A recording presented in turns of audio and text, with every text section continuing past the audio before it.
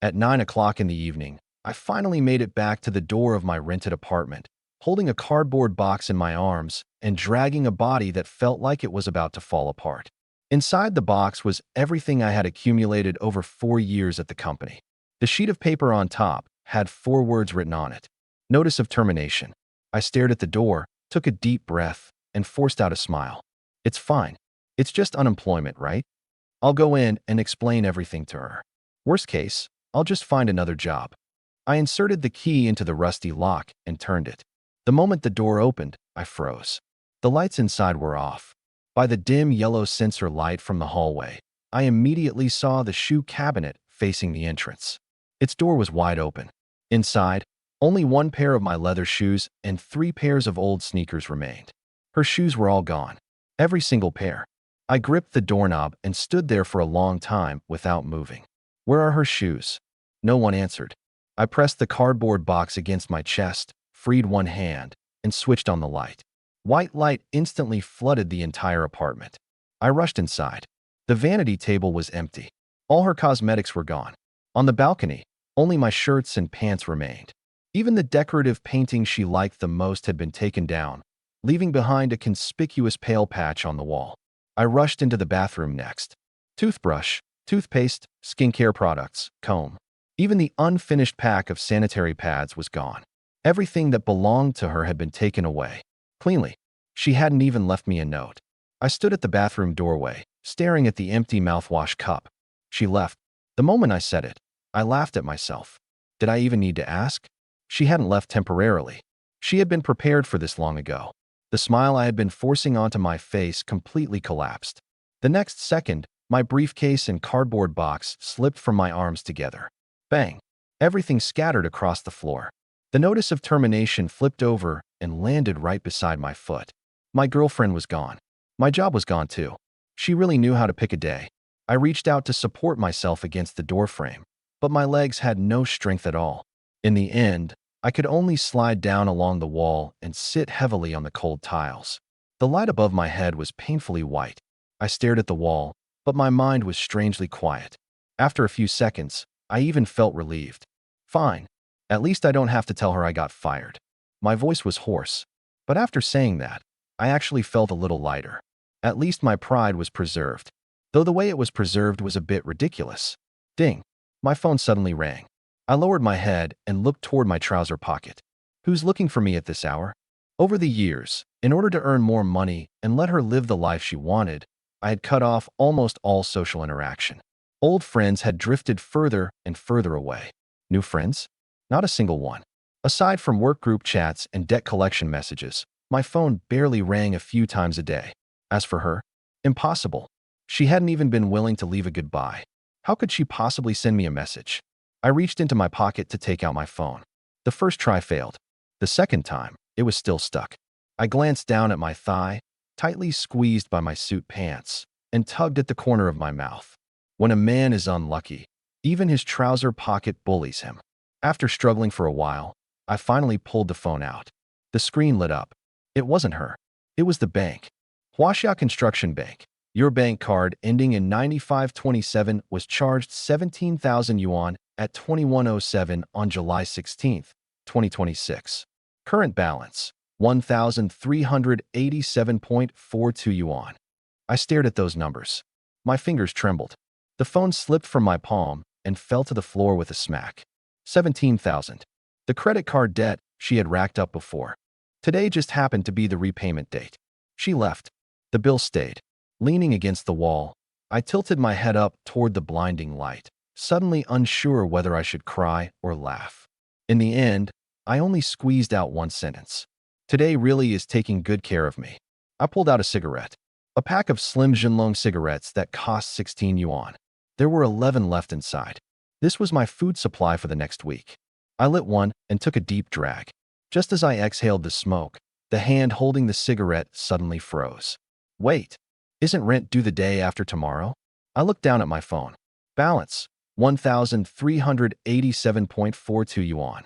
Rent, 2,800 yuan. Not too far off. Only about half short. I cursed under my breath on the spot, my tone filled with anger I could barely suppress. But after cursing, I could still only sit there on the floor. This morning, I had arrived at the company on time. The moment I got to my desk, I started revising proposals. The first draft was revised all the way to the ninth version. In the end, the boss made the final decision. Use the first version. I didn't get to eat a hot meal at noon.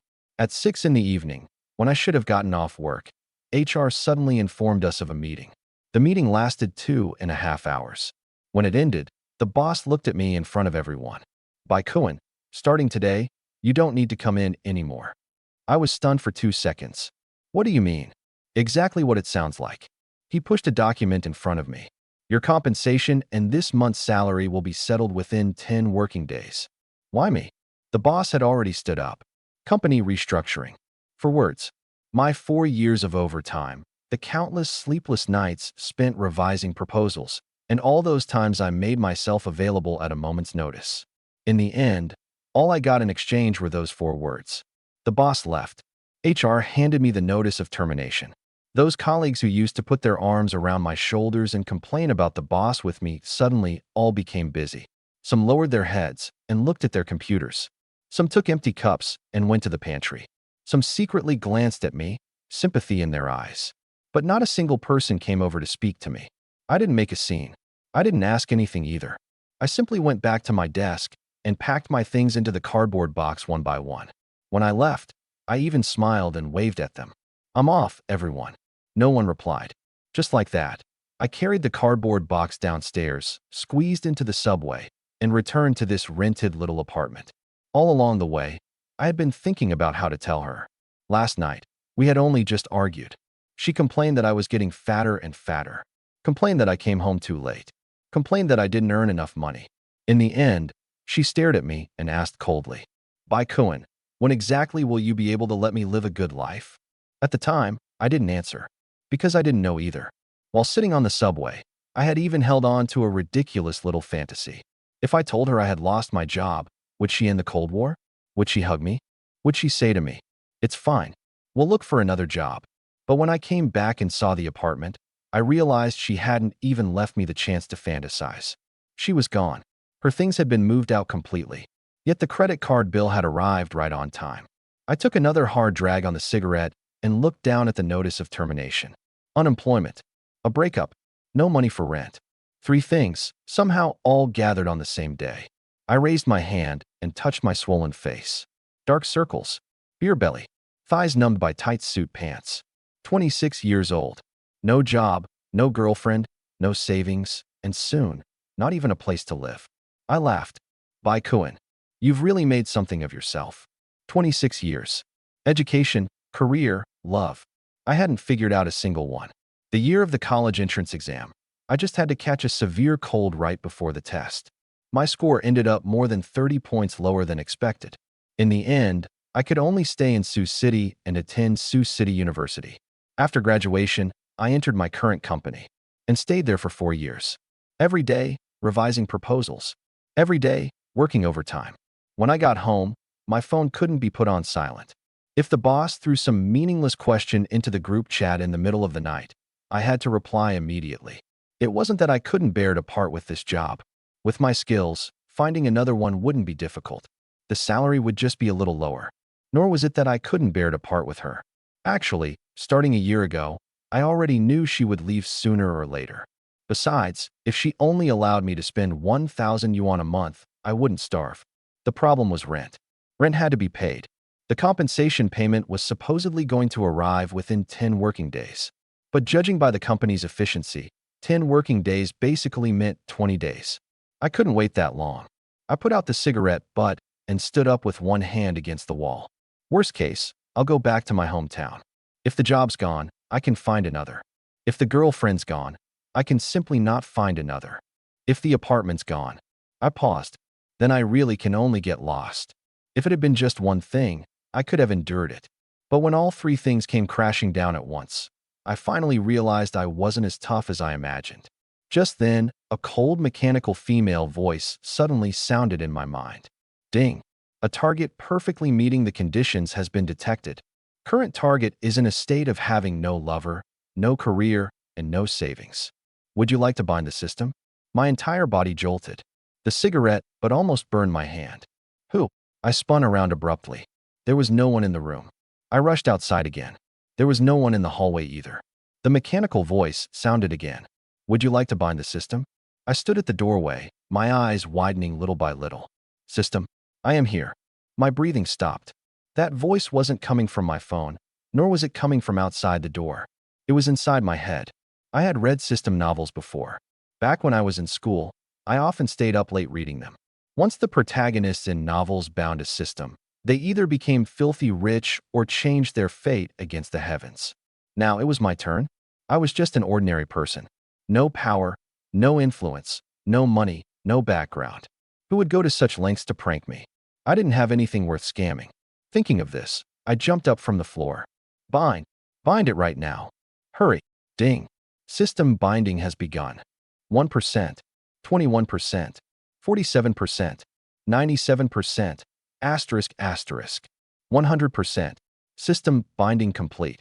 Congratulations, host, for binding the minimum living allowance system. From today onward, this system will provide the host with minimum living security and help the host live a carefree life. Would you like to begin the beginner's guide? The excitement on my face suddenly froze. Wait a second. What system? Minimum living allowance system. Minimum living allowance? I pointed at myself, almost thinking I had misheard. Shouldn't a system be called something like Supreme Tycoon, Infinite Cashback, or Universe's Richest Man? Why are you called minimum living allowance? And can minimum living allowance and carefree life even be mentioned in the same sentence? The system did not respond. I paced around the living room twice, then gritted my teeth. Whatever it was called, it was already here. Minimum living allowance was still money, as long as it didn't ask me to pay a membership fee first. Begin the beginner's guide. Ding. Beginner's guide has begun. First, a statement. The minimum living allowance is the basic security provided by this system to the host.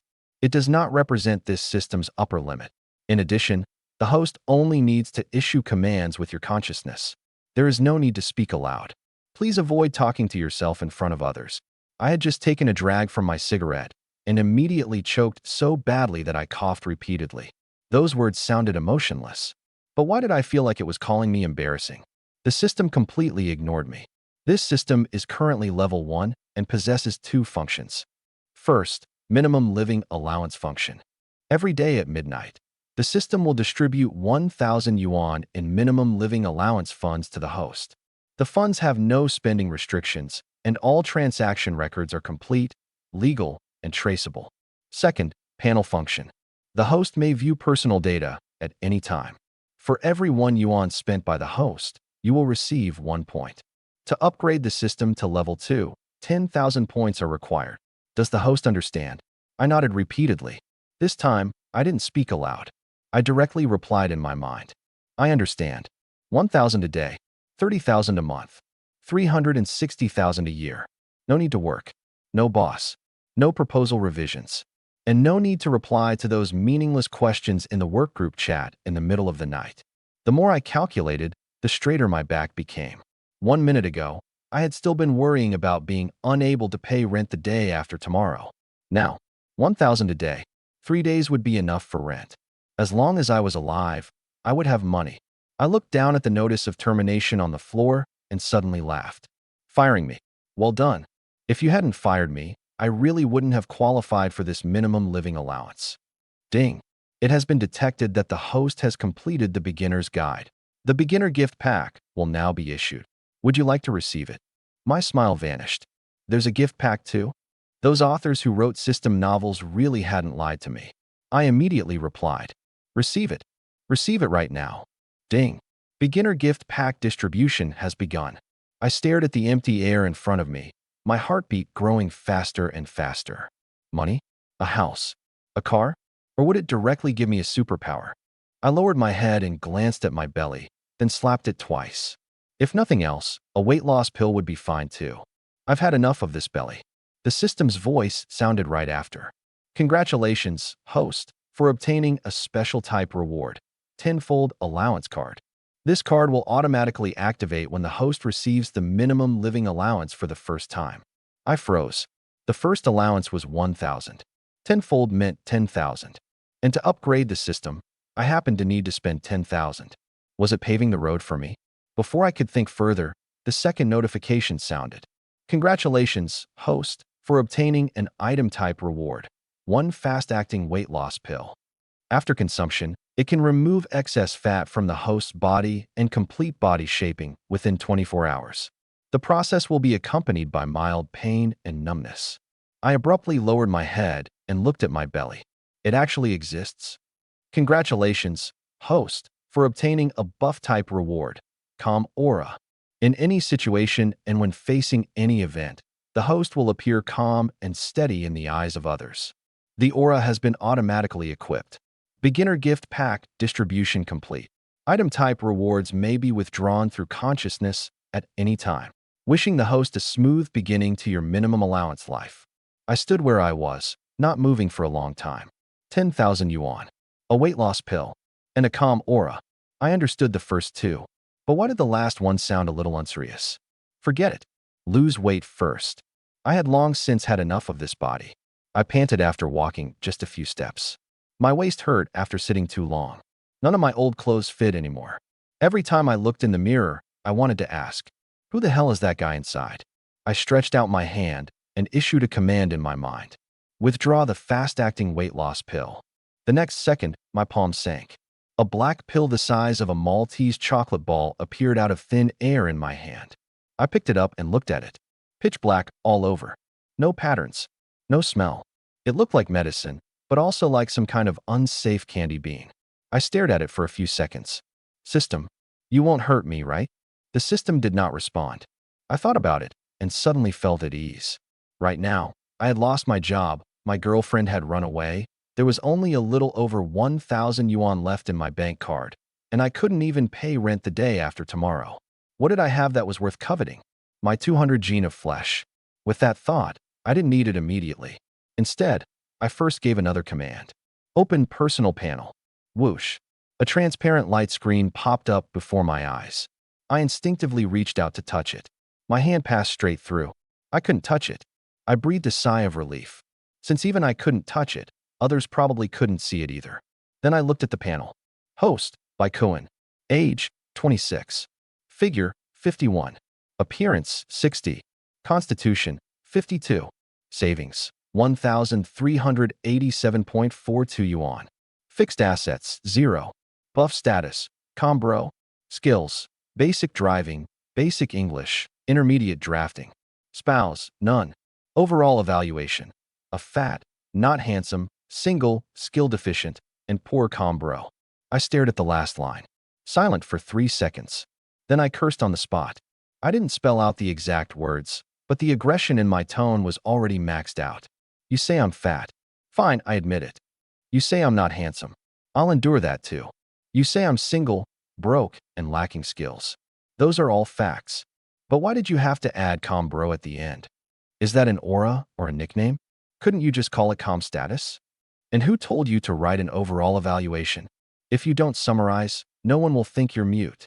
The system was as quiet as if it had crashed. But the more I looked, the angrier I became. 1 second ago, I had still felt that the future was bright. The next second, it stabbed me in the chest. The cruelest part was that I couldn't even refute it. Lies don't hurt people. The truth is what cuts like a knife. Fine. You say I'm fat, right? I picked up the weight loss pill and threw it directly into my mouth. Then I'll get thin right now and show you. I bit down hard. Crack. The pill shattered instantly, turning into a cool liquid that slid down my throat into my stomach. It happened so fast that I didn't even taste anything. That's it. I smacked my lips. There was no flavor at all. I lowered my head to look at my belly and suddenly remembered Journey to the West, which I had watched as a child. Even the ginseng fruit didn't go down as fast as you. After saying that, I laughed first. Actually, with my current appearance, I really did look a little like Zhu Beiji. But 4 years ago, I wasn't like this. I was 1.86 meters tall and weighed 140 gene. I often played basketball. My six-pack wasn't exactly exaggerated, but it was real. Back then, my facial lines were sharp, and the corners of my mouth naturally lifted slightly. Even when I wasn't smiling, I looked like I was. There were quite a few girls at school who pursued me. She was the most proactive among them. At first, I didn't agree. So she came to find me every day, brought me breakfast, accompanied me to play basketball, waited for me downstairs outside the dormitory. She chased me for an entire semester before I finally relented. Back then, my friends all laughed at me. When a woman chases a man, there's only a veil between them. I also thought I had met someone who could accompany me for the rest of my life. In the end, 6 years later, she took everything away and left me with a 17,000 yuan bill. I was staring at the empty vanity table when a sudden numb sensation came from my abdomen. Immediately after, that numbness spread rapidly. Waist, chest, thighs, arms. The fat across my whole body seemed to come alive at the same time. My expression changed, and I immediately grabbed the table for support. So fast, the system did not respond. But the numbness grew stronger and stronger. It wasn't exactly painful. It was just that my whole body felt tight, as if countless tiny hands were desperately kneading beneath my skin. I clenched my teeth and rushed into the bathroom. Peak effect in 24 hours. At this rate, am I going to spend the whole night in the toilet? As soon as I said that, my stomach let out a loud rumble. The sound was deep and long. I exchanged a look with myself in the mirror. The next second, I yanked open my belt. Whatever. First priority is surviving tonight. I had just rushed to the toilet when the phone in my trouser pocket rang again. Ding. My movements paused. It couldn't be another deduction, could it? With one hand holding up my pants, I took out my phone with the other. A new message popped up on the screen. The sender was her. The woman who hadn't even left a note when she left had finally sent me her first sentence. By Cohen, we're over. Immediately after, a second message appeared. Also, I'm getting married. She and I started dating in our junior year. 6 years. Looking back now, what I regretted most wasn't loving her, nor was it the money I had spent on her. It was that I had too much of a sense of responsibility. That's just how society is. The more someone wants to be responsible, the easier they are to manipulate. I stood in the middle of the apartment and looked around. 37 square meters. A bed measuring 1.6 meters by 1.9 meters. I had slept on it for 4 years, and every night my feet had to stick out beyond the end of the bed. Beside it were a vanity table, a computer desk, a single sofa, and a small dining table that could only seat 2 people. If 2 people squeezed into the bathroom, even turning around was difficult. The balcony was even smaller. After fitting in a washing machine, there was only enough space for 1 person to stand sideways. In the past, this place had been filled with little ornaments she bought. Photos on the wall, stickers on the fridge, aromatherapy by the bedside, and cushions she casually tossed onto the sofa. Back then, anyone who came over would say the same thing. Your home is so cozy. But now, the walls were empty, the table was empty, and half the wardrobe was empty too. She had left. Without saying anything. Without even leaving a piece of paper. I stared at the empty wardrobe for a few seconds, then suddenly smiled. It's good that she's gone. The moment I said that, my whole body relaxed. 6 years ago, we met on the basketball court. I was one of the main players. She was on the cheerleading team. She was 1.70 meters tall and had a sweet appearance. She wasn't the campus belle, but she was one of the most eye-catching girls in our year. After the game ended, she stopped me with a bottle of water in her hand. By Cohen, add me on WeChat. What for? To pursue you. I was stunned at the time. I'm not dating. Then I'll pursue you until you want to. She really did pursue me for an entire semester. I had no money, but she never asked me for gifts. When we went out to eat, she would take the initiative to pick cheap restaurants. Sometimes when I rushed to pay, she would even transfer half of the meal cost back to me. She said, dating is something between 2 people. I can't let you be the only one spending money. It was that sentence that made me completely fall. Later, we got together, and the whole campus knew about it. Attending classes together, eating together, strolling around the sports field together. Whenever friends saw us, they would tease us. You two should just get married already. She would hold my arm and smile especially sweetly. After graduation, we'll work hard together. I believed her. After graduating from university, we didn't break up. We stayed in Sioux City together, rented this apartment, and treated it as our home. But after stepping into society, everything changed. I studied interior design and found a job immediately after graduation. She wanted to find a marketing management position related to her major. She sent out many resumes, but kept hitting walls. In the end, she had no choice but to work as a receptionist at a company. At first, we could still encourage each other. When I came home from overtime, she would leave food for me. When she was made difficult by clients, I would chat with her until midnight. But half a year later, she began to change. That night, she sat in front of the vanity removing her makeup and suddenly asked me, "How much is your salary now?" "A little over 7,000. Her movement stopped. "Only a little over 7,000. I frowned. For someone who graduated 2 years ago, 7,000 isn't low. The girl working at reception with me has a boyfriend who makes almost 20,000. I stared at her. "So?" She turned around, her tone perfectly justified. "Can't you work a little harder? If you earn more, won't we be able to get married sooner?" My chest felt blocked all at once. "Don't compare me with other people. I'm just giving an example. You've already given this kind of example many times." She said nothing else, only rolled her eyes impatiently. From then on, these comparisons became more and more frequent. A colleague's boyfriend got promoted. A manager bought his wife a new car. Some best friend received a designer bag. Someone else went on a trip abroad. Every time she said something like that, it was as if she were reminding me, "By Cohen, you're not good enough." At the same time, the things she wanted grew more and more numerous. Birthday gifts, anniversary dinners at high-end restaurants, flowers for Valentine's Day, money transfers for May 20th, Christmas gifts. Even Christmas Eve, which was only one day before Christmas, couldn't be empty-handed. One time, I really couldn't hold back. "You want to celebrate Children's Day too?" She stared at me. "Other people get to. Why can't I?" I was left speechless. I didn't want to argue, because I knew that as long as we argued, she would leave. So I satisfied her. If I could buy it, I bought it. If I couldn't afford it, I put it on credit. The little bit of money I had saved after graduation was soon emptied, but she still thought it was too slow. Over 2 years, my monthly salary rose from 8,000 to 11,000. Hers remained a little over 3,000. Her salary barely rose, but her spending surged all the way up. 1 month ago, she took my credit card and spent 17,000 on an entry-level LV bag. When I saw the text message, my hands were trembling. She came back carrying the bag and said lightly, "My colleagues all have one. I'm the only one who doesn't." Suppressing my anger, I asked her, "Why didn't you tell me before swiping the card? Would you have agreed if I told you?" "No." "Then that's that." At that moment, I almost exploded on the spot. But when the words reached my mouth, I swallowed them back down. Because I knew that once this fight started, we would be over. It was pretty pathetic. To put it harshly, I had turned myself into a human meal ticket. But I had long since understood that she no longer loved me. My feelings for her had also been worn down almost completely by repeated comparisons, demands, and cold expressions. I had never thought about moving her. A person who has changed cannot be moved back.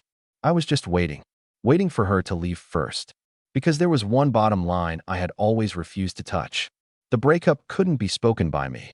Even if I no longer loved her, I couldn't be the one to say it. Does this count as another kind of scumbag? I rubbed my chin and thought seriously for 2 seconds. I couldn't figure it out. Forget it. Anyway, she had already left. That 17,000 could be considered the breakup fee for 6 years of feelings. After all, she had accompanied me for 6 years. If she became someone else's wife in the future, what else could I say? I glanced at the time. 9:31 p.m. The most important thing now wasn't my ex-girlfriend. It was waiting for money. Waiting for the system to issue the first minimum living allowance. Although I had already accepted the fact that there was now a system in my head, before the money actually arrived, I still felt a little uncertain. As long as the first payment arrived, my life could completely turn a new page. What 996? What crowded subway? What boss who casually points fingers at everything? What clients whose requirements change 3 times a day while their brains remain unclear? Stay far away from me, all of you. From now on, I only want to be a salted fish. If I get too hot in the sun, I'll turn over. If I'm hungry, I'll eat. If there's nothing going on, I absolutely won't move. I stared at the time and bounced my leg a few times. Still 2.5 hours left. Just waiting around definitely wouldn't do. I opened Douyin. The first video was a movie commentary. "Dear babes, today I'm bringing you another horror film." As soon as that familiar voice sounded, I instinctively long pressed the screen, preparing to switch to double speed. But just as my fingers slid downward, I suddenly stopped. In the past, I had sped everything up. Work had to be rushed. Meals had to be rushed. Showers had to be rushed. When I got home, I still had to talk to her and provide emotional value. When I finally had a little time of my own, I could only hide in the bathroom and use those 10+ minutes to watch a movie commentary at double speed. Back then, time clearly belonged to me. Yet out of 24 hours in a day, not a single minute truly belonged to me. Now it was different. I had been fired. My ex-girlfriend had left too. Tomorrow, I didn't have to wake up early, didn't have to squeeze into the subway, didn't have to look at the boss's face, and didn't have to force a smile while acting with anyone. I didn't even need to hide on the balcony to smoke. If I wanted to smoke, I would smoke. If I wanted to lie down, I would lie down. I have plenty of time now. Why would I still watch at double speed? I directly swiped past the video, propped my shoes against the foot of the bed, and sank into the sofa. I continued scrolling. Soon, a tall girl appeared on the screen. My eyes lit up. This one's not bad. Like. Favorite. Follow. The next one had a delicate side profile. This one's pretty strong too. Another like. Keep scrolling. Chi-Pao, dance, Gujing yoga. One after another. The more I watched, the more energetic I became. Those legs are really straight. That face, did Nuwa personally refine it? That flexibility, impressive. Just as I was scrolling with enthusiasm, a mechanical voice suddenly sounded in my mind. Ding. Current time, midnight. Minimum living allowance distribution has begun. Tenfold card has taken effect. Congratulations, host, for obtaining 10 times the minimum living allowance amount. I abruptly sat upright. The next second, a bank text message popped up on my phone. Huaxia Construction Bank. Your bank card ending in 9527 received 10,000 yuan at midnight on July 17, 2026. Current balance, 11,387.42 yuan. I stared at those numbers, and my breathing grew heavier. 10,000. It had really arrived. No loan, no contract, no overtime, no bowing and scraping. I had only waited less than 3 hours, and 10,000 yuan had entered my bank card just like that.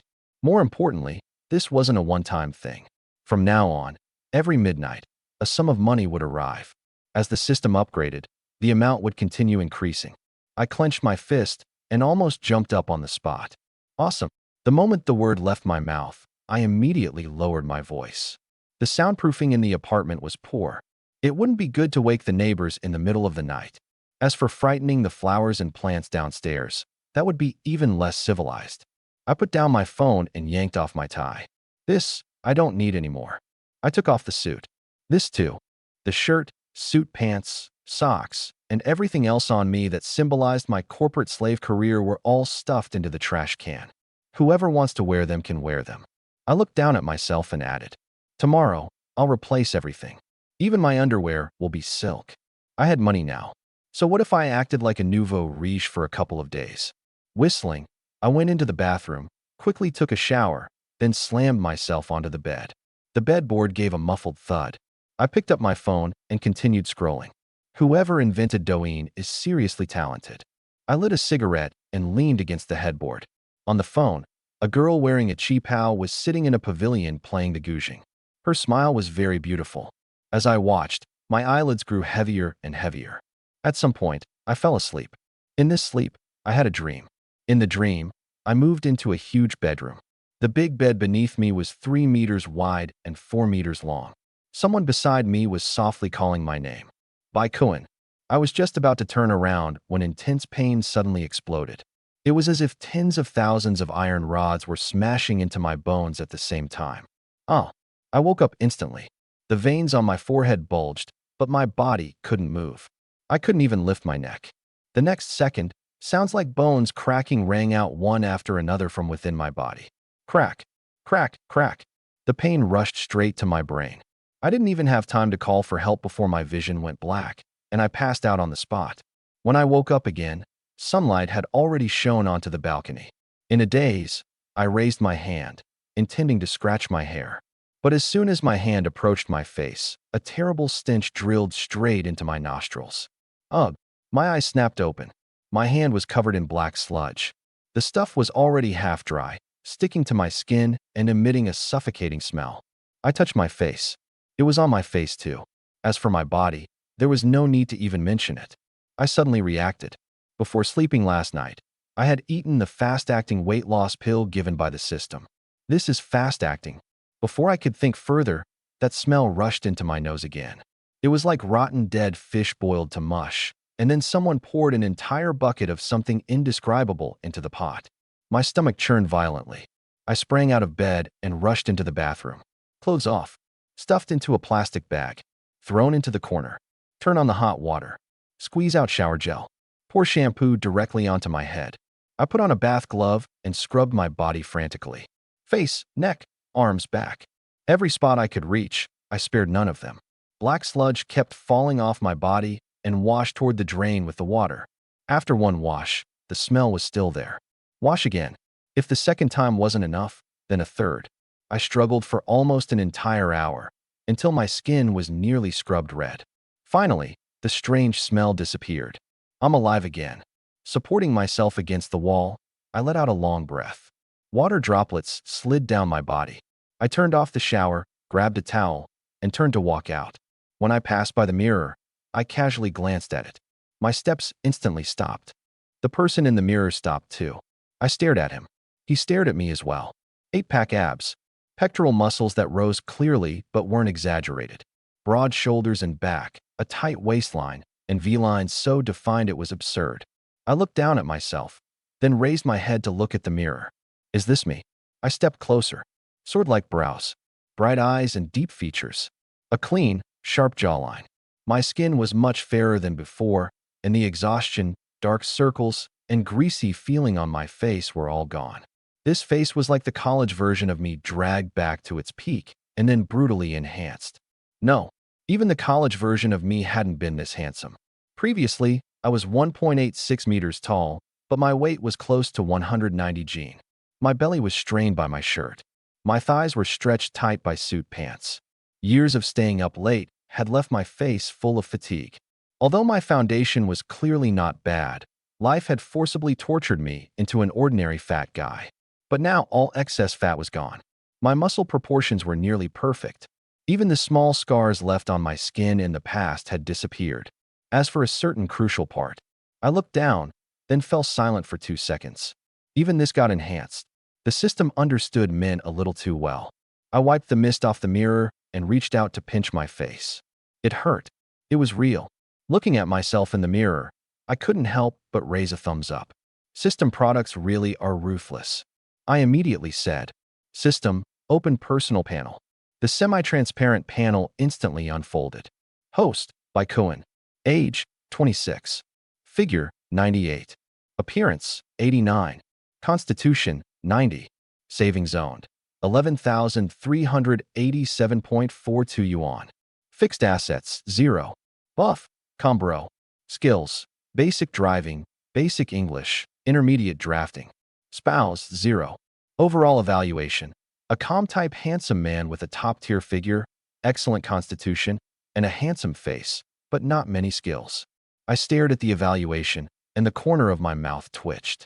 Are we never getting past the words, "Combro"? The system did not react at all. It felt as if it were telling me, do I look like I care?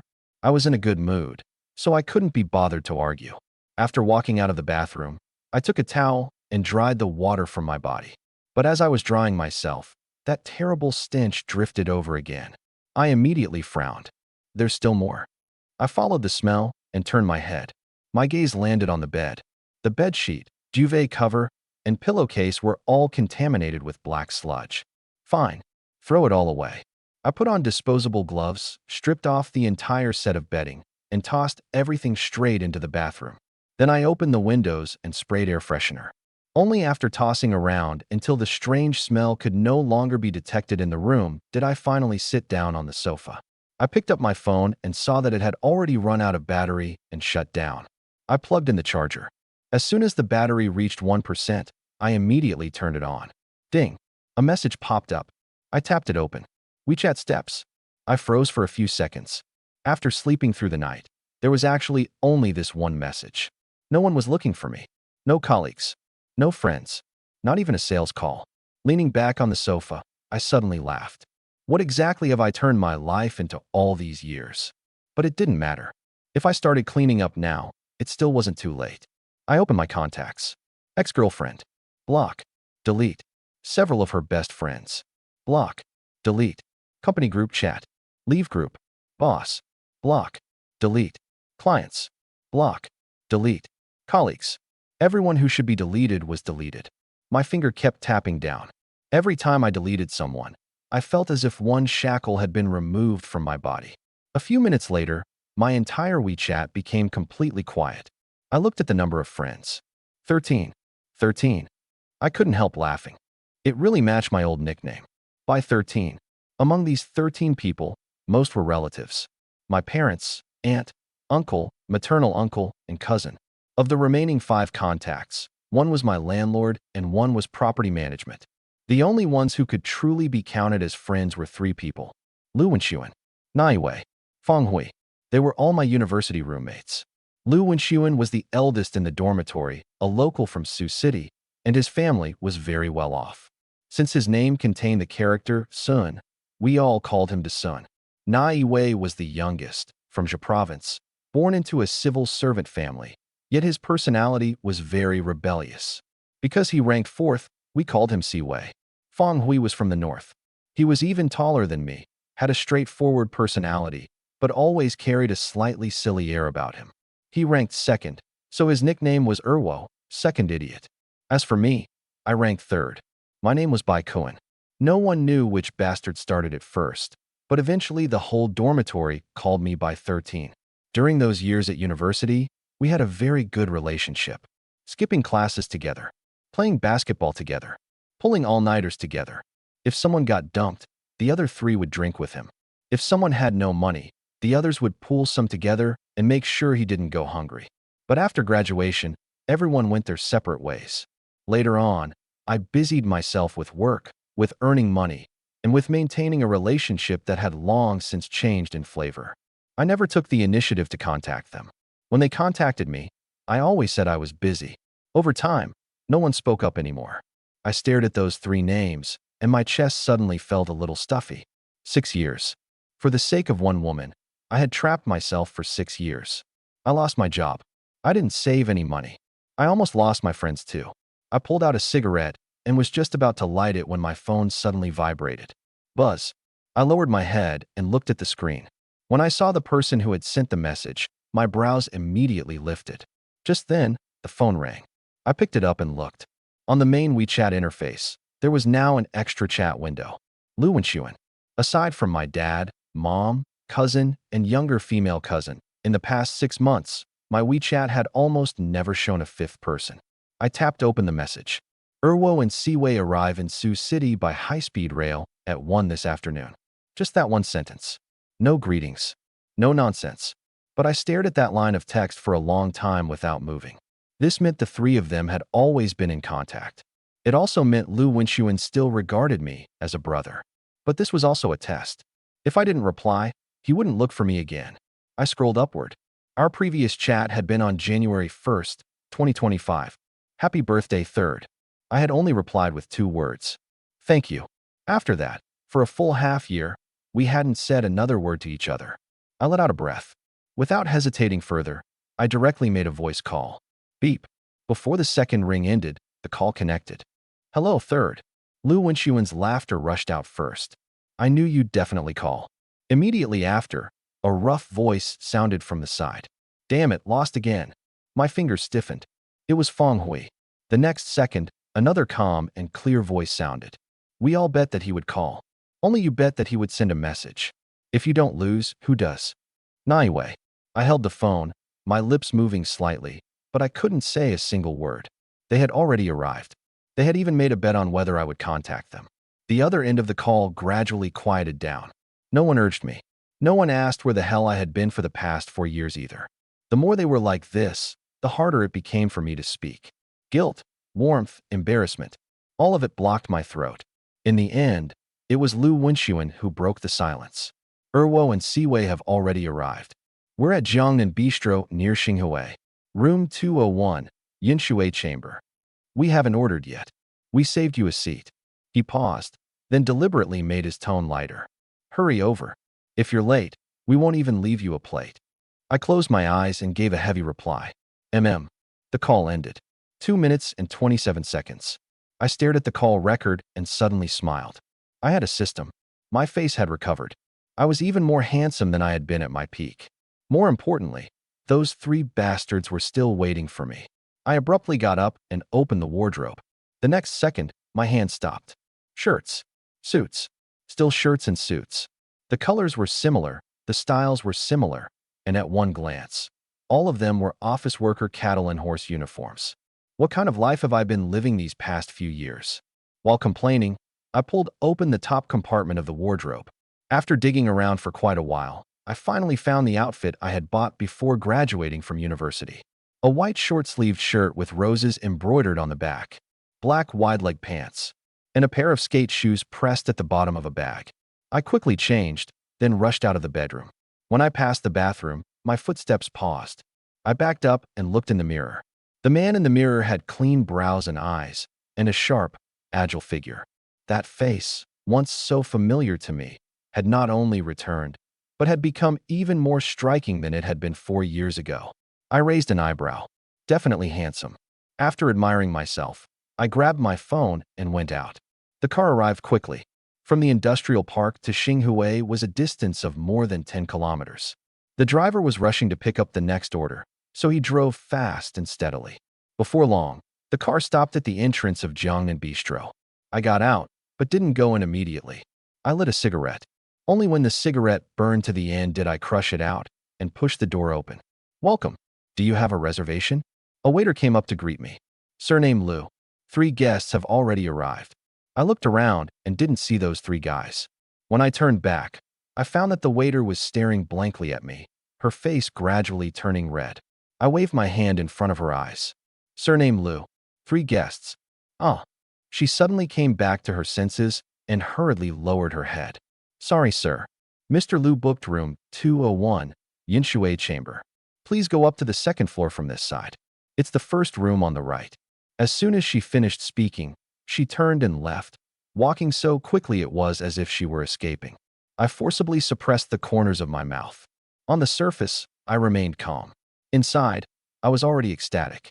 This feeling of making someone stare blankly at me with just one look. I hadn't experienced it in 4 whole years. I had to admit, it felt amazing. I quickly went upstairs and saw room 201 at a glance. Yinshui chamber. Standing in front of the door, my hand stopped in midair. For years without meeting, I dared to call. But now that I had actually reached the door, I suddenly felt a little cowardly. I took a deep breath. What was there to be afraid of? The people sitting inside were my brothers. The next second, I pushed open the door forcefully, struck the annoying pose I used to make back in the dormitory, and jumped straight in. "Sons, your father is here." The moment my voice fell, the smile on my face froze instantly. No one in the private room welcomed me. On the round table, row after row, there was nothing but alcohol. The outermost circle was Tsingtao beer. Further in were snow beer, Yinjing beer, and pineapple beer. At the very center were 4 bottles of Wuliangya. I stared at that table, and a chill immediately ran down my back. Was this a welcome banquet? This was clearly a farewell ceremony for me. With difficulty, I moved my gaze away and looked across from me. 3 men sat in a row. Their posture was far too neat. All of them had one leg crossed over the other, arms folded, expressionlessly staring at me. The one in the middle was Liu Wenxuan. Old money-style outfit, gold-rimmed glasses, and a refined, scholarly face. But I knew this guy's heart was black all the way through. On the left was Feng Hui. He was even taller than me, covered in solid muscle, his arms as thick as pillars. His nickname was Erwo, second idiot, only because his reactions were usually half a beat slower, not because he was actually stupid. On the right was Nai Wei. He was 1.75 meters tall, with delicate features, a buzz cut, rimless glasses, and clothes worn neatly and properly. Just from his aura, one could tell that over the years he had dealt plenty with rules and human relationships. When the 3 of them first saw me, they were clearly stunned for a moment. But the next second, all 3 returned to that expression of interrogating a criminal. And directly opposite them, there was only one chair, reserved for me. I finally realized. This wasn't a reunion of brothers. This was a 3-judge tribunal. And I was the one being judged. I even already had the urge to turn around and run. When other people made a move, they might only be trying to vent some anger. When Liu Wenxuan made a move, He was usually aiming for half your life. My toes had only just tilted slightly outward when he smiled and spoke. You little bastard, what are you standing at the door for? Sit. I was just about to fire back when Feng Hui suddenly pulled a bottle opener out of his pocket and threw it over. I instinctively caught it. What does this mean? Feng Hui lifted a finger as thick as a carrot and pointed at the alcohol on the table. The person who arrives late drinks one bottle first. No, you guys only notified me at the very end. How could I not be? The words reached my mouth, then I swallowed them back down. Forget it. After not contacting them for 4 years, I wasn't qualified to reason with them. I walked over to that chair and sat down, picked up a bottle of Tsingtao, and popped it open directly. It's just one bottle, isn't it? I tilted my head back and chugged. 10 seconds. The bottle was empty. I placed the empty bottle on the table, wiped the foam from the corner of my mouth, and leaned back against the chair. What else have you got? Hurry up. No matter what problem you throw at me today, I'll take it. The three of them exchanged glances. Lu Wenxuan and Feng Hui looked at Na Wei at the same time. Na Wei pushed up his glasses, revealing a gentle smile. The moment I saw that smile, my body instantly tensed. Bad. Lu Wenxuan was two-faced and scheming. But Na Wei specialized in studying human nature and rules. What he was best at was first talking about feelings with you, then reasoning with you, and finally making you willingly jump into the pit. Sure enough, as soon as he opened his mouth, his tone was so sincere that my scalp tingled. Third brother. Stop. I immediately raised my hand. Every time you call me that, nothing good happens. I ignored him directly and turned to look at Feng Hui. Will you tell me? In this private room, you're the most honest one. Tell me directly how you guys plan to deal with me. I'll accept it. Feng Hui revealed an honest and simple smile. My heart immediately relaxed. This move had worked every time back in university. Whenever the three of them planned to deal with me, I would take the initiative to hand the decision-making power to Feng Hui, because he valued brotherhood the most and never pushed things too far. But I had forgotten. That was already 4 years ago. Feng Hui's smile became even more honest. Third, I like hearing you say that. You haven't contacted us for so many years. You must have had your own difficulties. We're all brothers, so of course we should understand you, right? I nodded repeatedly. My form of address changed immediately too. Right. Second brother is absolutely right. Lu Wenxuan and Na Wei didn't speak. They only looked at me and smiled. Those smiles suddenly made my heart feel a little hairy. Then Feng Hui continued. So we won't punish you. Really? He picked up a bottle of alcohol, smiling harmlessly. Whatever amount the three of us drink combined, you drink the same amount. Fair enough, right? The smile on my face froze completely. The whole world seemed to lose its color. I turned my head inch by inch, looking at that still honest face. Feng Hui. You didn't know this move before.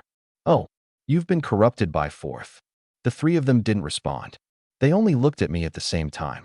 I couldn't be bothered to act anymore. There was no escaping. Then drink. I slapped the table and stood up directly. Drink, then drink.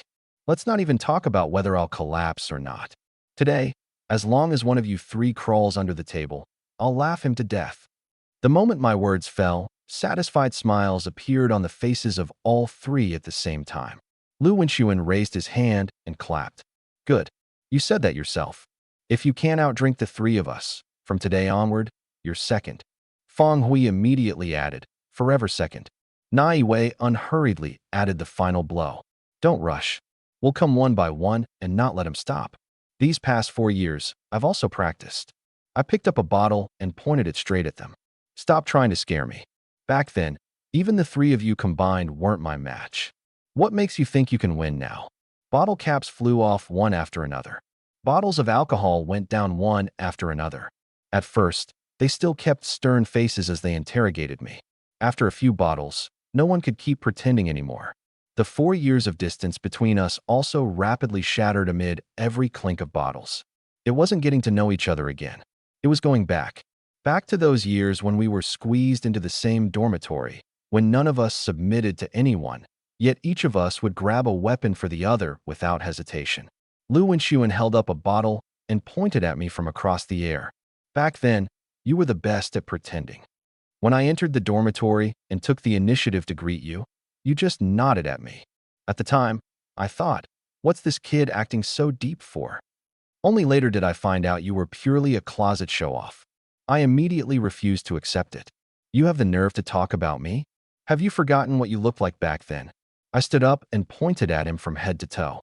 Colorful hair, a gold chain around your neck thicker than a dog leash, a gold watch on your hand, and loafers on your feet.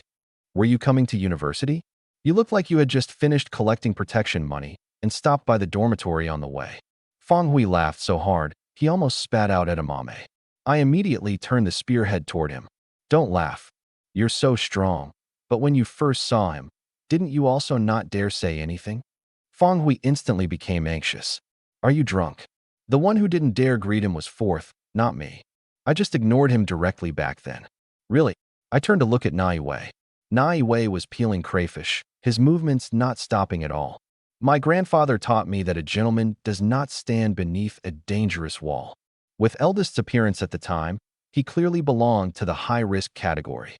My choice not to communicate was reasonable risk avoidance. Feng Hui and I laughed out loud at the same time. It has to be you. You can even make cowardice sound so justified. Lu Wenxuan wasn't angry either. He directly opened 4 more bottles and pushed one in front of each of us.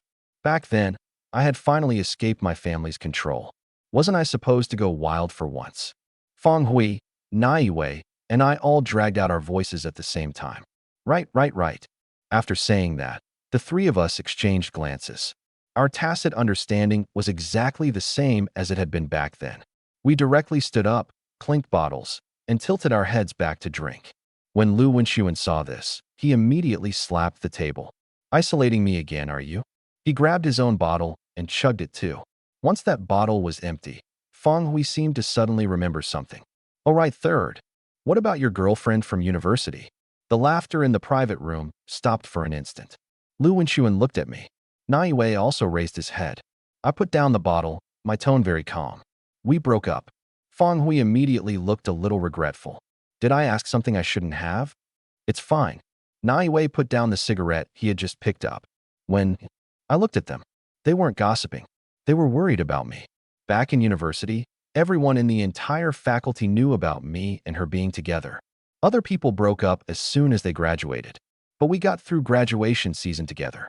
Everyone thought we would keep going, including myself. I shook the alcohol in the bottle. Actually, I don't even know if it counts as breaking up. She left. No argument. And she didn't leave a single word. The expressions of all 3 men sank at the same time, especially Lu Wenxuan. The moment he opened his mouth, he launched into a string of curses with suppressed anger. He wasn't cursing me, but feeling wronged on my behalf. I immediately raised my bottle. Enough. Don't make those faces. Isn't it just a woman? Look at this face of mine now. I pointed at myself.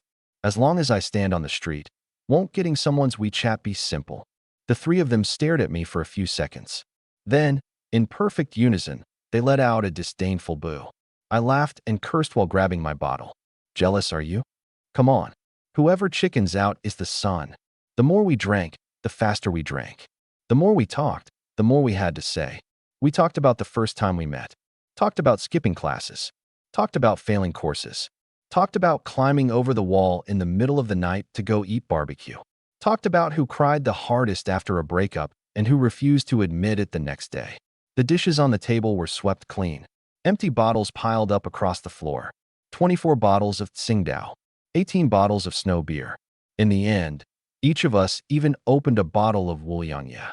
No one collapsed, but everyone had reached their limit. The 4 of us slumped in our chairs, one hand holding a cigarette, the other gripping a bottle. The private room finally quieted down. I first looked at Lu Wenxuan, then at Feng Hui, finally at Nai Wei. For years, for the sake of someone who had already left, I had taken the initiative to cut off contact with them. But they hadn't deleted me. They hadn't forgotten me. They had even saved a seat for me in advance. The words that had been pressed down in my heart for a long time finally came out.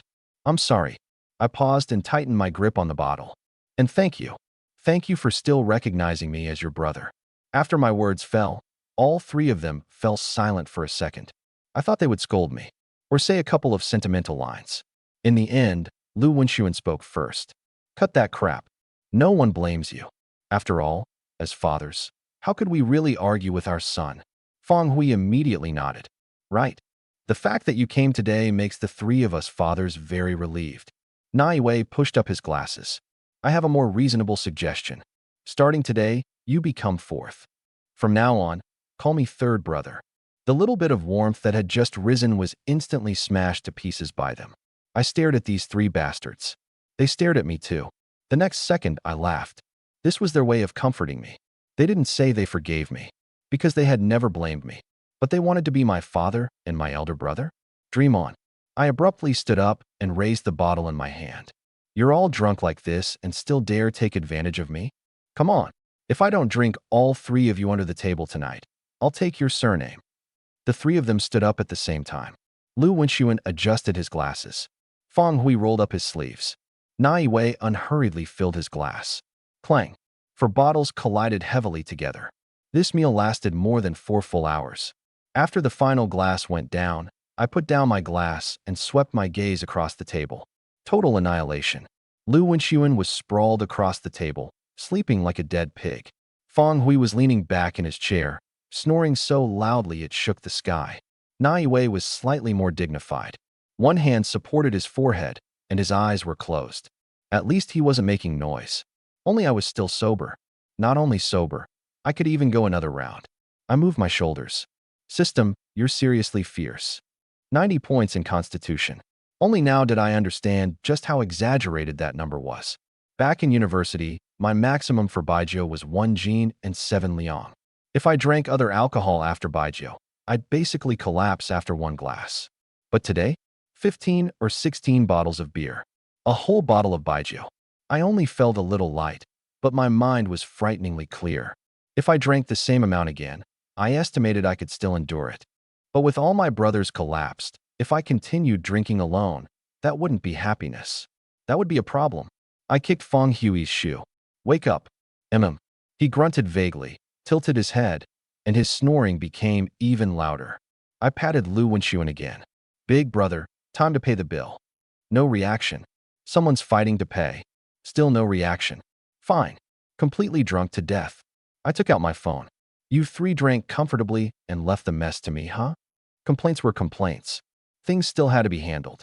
I first downloaded a hotel app, picked a chain hotel at a suitable distance, and directly booked a suite. One night, 1,680 yuan. The instant I tapped the payment button, I froze for a moment. 1,680 yuan. The old me would never have been willing to spend that. When we went out to stay somewhere during university, we always picked hourly rooms near the school. Cheap ones were a few dozen yuan, and better ones were just over 100. Occasionally, when staying out overnight, I would compare for a long time even for a room costing over 200 a night. A room costing 4 digits? I wouldn't have dared to even think about it. The next second, the system's voice directly shattered my days. Ding! The host has spent 1,680 yuan and obtained 1,680 points. Looking at the payment success page, I suddenly smiled. The past was the past. Now, I received 1,000 yuan in minimum living allowance every day, and I still had money in my card. More importantly, as long as I continued spending, the system could upgrade. There was no need for me to keep calculating repeatedly over spending even 100 yuan like before. Fine. I looked at the three drunkards. I'll let you enjoy yourselves today. Then I opened a ride-hailing app and tapped an option I had never chosen before. Luxury car service. Having the driver help carry people shouldn't be too much, right? When we reached the hotel, having the front desk lend a hand should also be reasonable, right? After they helped, I would give a little tip. Even more reasonable. After arranging everything, I scanned the payment code on the table, but a line of text popped up on my phone. Already paid. I froze, then looked toward Lu Wenxuan. After all these years, you're still like this. Lu Wenxuan had the best family background among the four of us. But he didn't have the bad habits of rich kids. Back in university, he always found various ways to save money for us, paying for meals in advance. When cigarettes ran out, he directly moved a whole carton into the dormitory. When we went out to have fun, he could always find some excuse to shoulder a little more of the cost. He never talked about these things, but we all knew. He deserved to be called Big Brother. Before long, the driver called. I explained the situation clearly and added, "Please help me carry some people. I'll give you an extra tip." The driver agreed very readily. A few minutes later, a middle-aged man about 1.8 meters tall pushed open the private room door. He looked at the three people sprawled there, then looked at me. They're all down. Only I'm left. You can really hold your liquor. Good constitution. Thanks for the trouble, brother. No problem. I'll lend a hand. As soon as he finished speaking, he lifted one person with each arm and directly hauled Lu Wenxuan and Na Yue up. I was stunned. Brother, did you train before? Did physical labor for a few years. No wonder. Carrying two people, he strode downstairs. I didn't stay idle either. I walked over to Feng Hui and hoisted this big guy onto my shoulder. The old me definitely couldn't have done it. But now, it didn't take much effort. 90 points in constitution didn't only mean being able to drink. My strength was also truly great. We stuffed the three of them into the car and rushed to the hotel. But once we got out of the car, I was dumbfounded. The front desk was entirely staffed by women. The only male manager was just over 1.7 meters tall, and so thin, he looked like a pole. His leg wasn't even as thick as Feng Hui's arm. He came over with a troubled expression. Sir, do you need assistance? I glanced at Feng Hui, then looked at him. No need. I'm afraid he'll crush you into a workplace injury. The manager fell silent. The driver couldn't hold back and burst out laughing. There was no other way. I could only trouble him again. I took out the four of our ID cards and quickly checked in. After that, the driver and I made several trips carrying the three drunkards into the suite. Once everyone was lying down, I took out my phone. Brother, I really have to thank you today. Open your payment code. I'll transfer you a tip. The driver hurriedly waved his hand. No need. You're too polite. It was just lending a hand. Although he said polite words, his hands had already nimbly opened his payment code. He was so fast I almost didn't react in time. I laughed. This guy was quite honest. Beep. Transfer successful. It went through. The driver lowered his head and looked. His entire body visibly froze. 500. Yeah, that's too much. He sounded surprised, but the smile on his face couldn't be suppressed at all. It's fine. You helped me solve a huge problem. You deserve it. Then thank you so much. If you need a ride in the future, contact me directly. Sure. Drive safe. I also settled the fare. Together with the ride from noon, I had spent a total of 566 yuan. Ding. The host has spent 566 yuan and obtained 566 points. Current points, 2,246. I saw the driver to the door. 500 yuan wasn't much to me now. But for a middle-aged man in his 40s with elderly parents above and children below, it might be a good meal for his whole family tonight. He was happy. I saved effort too. Everyone felt comfortable. If something could be solved with money, why insist on toughing it out yourself? Besides, my goal now was to spend money. Gather 10,000 points as soon as possible. Upgrade the system. Obtain a higher daily minimum living allowance. I closed the door and turned to look at the sofa. Lu Wenxuan was lying sideways. Na Yue was slanted. Feng Hui was the most ridiculous. He was lying spread-eagled, occupying more than half of the sofa by himself. I reached out and patted his face. Do you feel like throwing up? Don't touch me. He turned over and continued sleeping. I observed them for a while, confirming that none of the three seemed likely to vomit for now. Only then did I reach into my pocket. Empty. I had run out of cigarettes. I paused, suddenly remembering the past. After I started working, I only smoked 1 pack a week. Not because I had quit, because she didn't like the smell of smoke. So I never smoked at home. I only lit one on the way back from work. All those words I couldn't say, didn't dare say, and didn't know whom to say them to. I exhaled them along with the smoke. When the cigarette went out, the matter was considered over. But now, she had already left. I had no need to worry about anyone anymore. If I wanted to smoke, I'd buy some. I turned and left the room. The hotel faced a shopping mall. Behind it was a residential area, and there happened to be a convenience store nearby. When I walked in, I was still looking at my phone. It was almost dinner time already. The little food we had eaten at noon had long since been washed away by alcohol. I had to prepare some food in advance, lest those three drunkards wake up in the middle of the night and start shouting.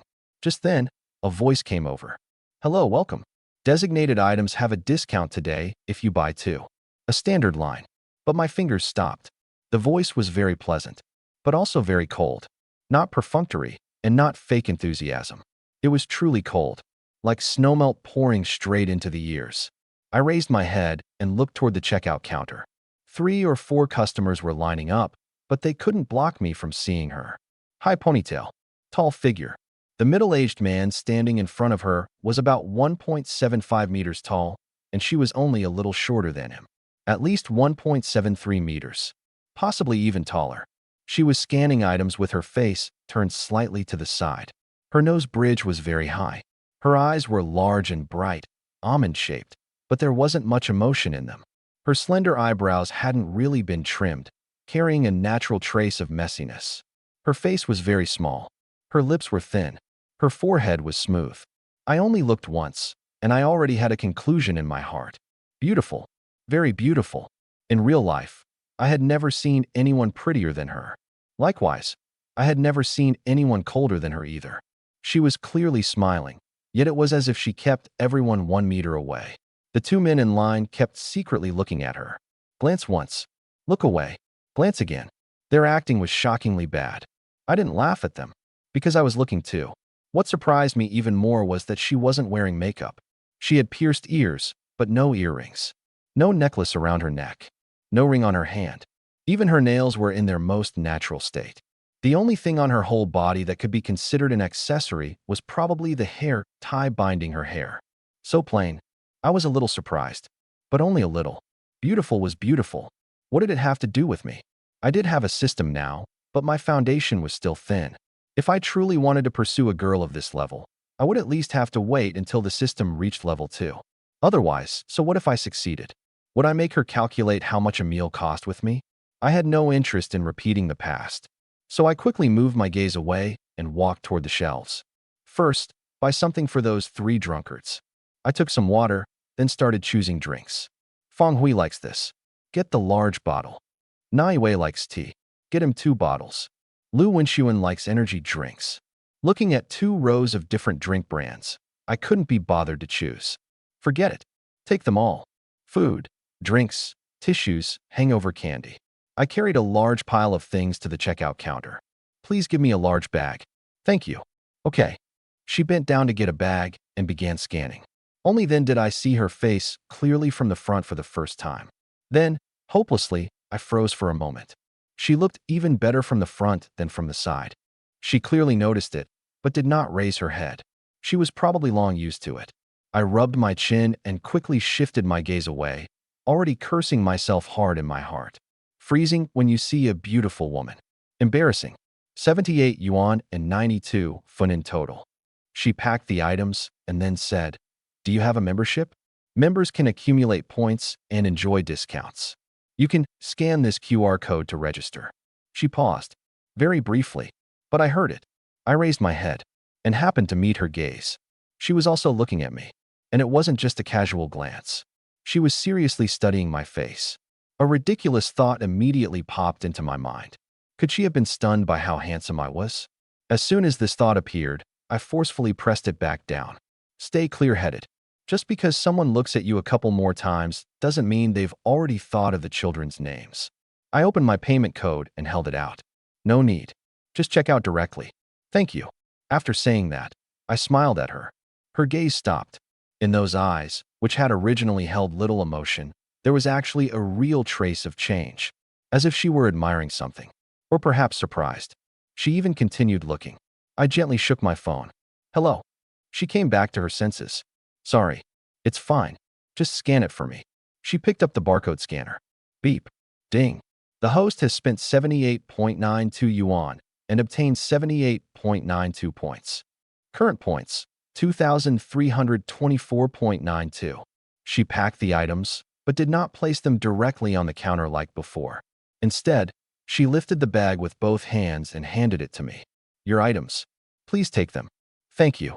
I reached out to take it. At that instant, I saw her hands. Her skin was very white, and her veins were clearly visible. But on her thumb and the area between her thumb and index finger, there were many tiny old scars. They didn't look like they came from cashier work. They were more like marks from long-term contact with branches, flower thorns, or certain rough tools. I didn't ask. I only nodded at her and turned to leave. Her voice quickly came from behind me. Please come again. This time, it wasn't cold. There was warmth in it. Carrying the bag, I walked out of the convenience store, already having a judgment in my mind. This girl was most likely someone who cared about looks.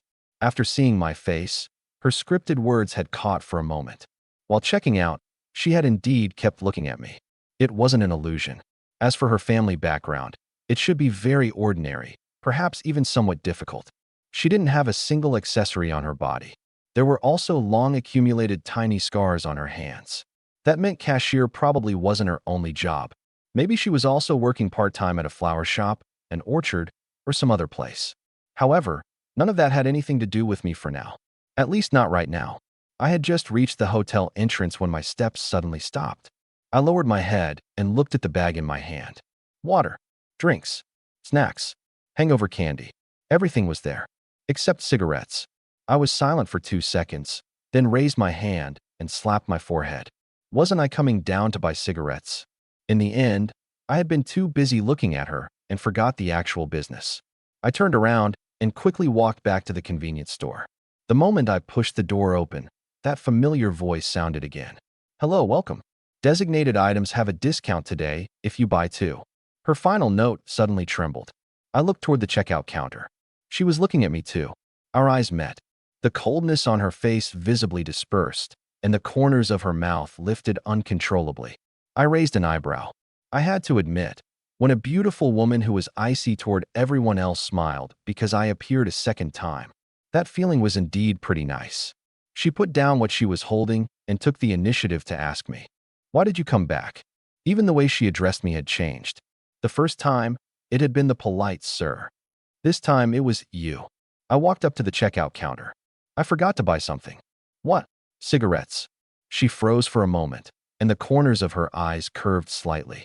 Those originally cold eyes instantly turned into two crescent moons. That smile crashed straight into my heart. I stared at her for half a second, then raised my hand and tapped the counter. Don't laugh. But she smiled even more obviously. You bought so many things just now, yet you forgot the thing you actually came to buy? Yes. Why? She stared at me, as if she insisted on getting an answer. I looked at her too. Maybe because there was something in the store just now that was too eye-catching. Her smile paused for an instant, but the roots of her ears turned red at a speed visible to the naked eye. When I raised my head, I met those eyes curved like crescent moons. My heart suddenly jumped twice. That feeling was like a person who had walked through the desert for several days, suddenly seeing a crescent spring. I cursed myself harshly in my heart, lusting after beauty again. But who was I? I was an outstanding inheritor of the great art of pretending to be composed. No matter how wildly my heart was surging, my face had to remain steady. I put on a polite smile. My gaze swept briefly over her face before landing on the cigarette rack behind her. I forgot just now. Please help me get a carton of cigarettes. She was still looking at me.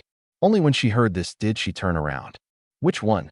I scanned around, then raised my hand and pointed to the top shelf. Bye, Shaw, thank you. She followed my finger and looked over. This one. As she turned back, the ponytail behind her head swung in an arc. My gaze almost got hooked away by it. Fortunately, I stopped myself in time. That one. Okay, wait a moment. She opened the folding door beside the checkout counter. There aren't any full cartons down here. I'll go to the storage room and look. You want one carton, right? I looked at the smile on her face and suddenly remembered her attitude toward the other customers earlier. Cold, distant, not a single unnecessary word. But facing me, she not only smiled, she had also clearly started talking more. At this moment, my desire to upgrade the system suddenly became incomparably strong. I needed money. More money. Not to show off in front of her, but because I didn't want to hesitate over anything anymore, including liking someone. Get 4 cartons. She had just stepped out of the cashier area when her feet stopped on the spot. 4 cartons. Yes. My tone was calm. Get however many there are. She glanced at the price tag on the shelf, then looked at me. 1 pack was 100. 1 carton was 1,000. 4 cartons meant 4,000. No matter how one looked at the clothes I was wearing, I did not seem like someone who could casually spend 4,000 yuan on cigarettes. She was clearly a little surprised, but she didn't ask more. Okay, I'll go check. She turned and entered the storage room. I stared at the storage room entrance, my thoughts briefly emptying out, until she walked out holding 4 cartons of cigarettes. Exactly 4 cartons. She lifted the cigarettes in her arms. Should I put them in a bag? I came back to my senses. Please. She returned to the checkout area, closed the door, scanned them, packed them, and moved cleanly and efficiently. 4 cartons of Baisha. For 1,000 in total. Scan it. I directly showed my payment code. Beep. Payment successful. At the same time the bank text popped up, the system notification followed closely in my mind. Detected that the host has spent 4,000 yuan. Obtained 4,000 points. Current point balance, 6,324.92. More than 6,300. Less than 4,000 away from upgrading. The corners of my mouth rose slowly, beyond my control. Just then, I realized she was looking at me again. And she wasn't looking at my eyes. She was looking at my lips. A video I had seen before suddenly flashed through my mind. If someone keeps staring at another person's mouth, they are most likely interested in that person. Whether that was true or not aside. She had looked at me for so long. I couldn't keep being the only one at a loss. I didn't dodge. I directly met her gaze. Then I started looking at her too. Eyebrows, eyes, nose bridge. Finally, my gaze landed on the name badge on her chest. There were 3 characters on it. Wenren Shi. I subconsciously read it aloud. Is your surname Wen? Or is Wenren a compound surname? Wenren is a compound surname. She looked at me, and her eyes curved again. Doesn't it sound nice? It does. I nodded. She, meaning the evening tide. It's a pretty interesting name. Her eyes visibly brightened. You actually know? What's there not to know? A lot of people think my surname is Wan. There was a hint of pleasant surprise in her tone. My grandfather gave me this name. He said, 11 means the tide at night. He hoped I could be like the tides, knowing when to advance and retreat, while also having my own persistence. When she mentioned her grandfather, the coldness on her face completely disappeared. She was unbelievably gentle. I smiled. Your grandfather must love you very much. She nodded heavily, and her ponytail swayed twice with the movement. Yes, he loves me very much. I like him very much too. Her voice suddenly lowered a little. I heard that trace of loneliness, but I didn't ask further. Peeling open someone else's wound right after meeting them isn't called concern. It's called lacking boundaries. So I immediately changed the topic. But now I know your name, while you still don't know mine. I looked at her.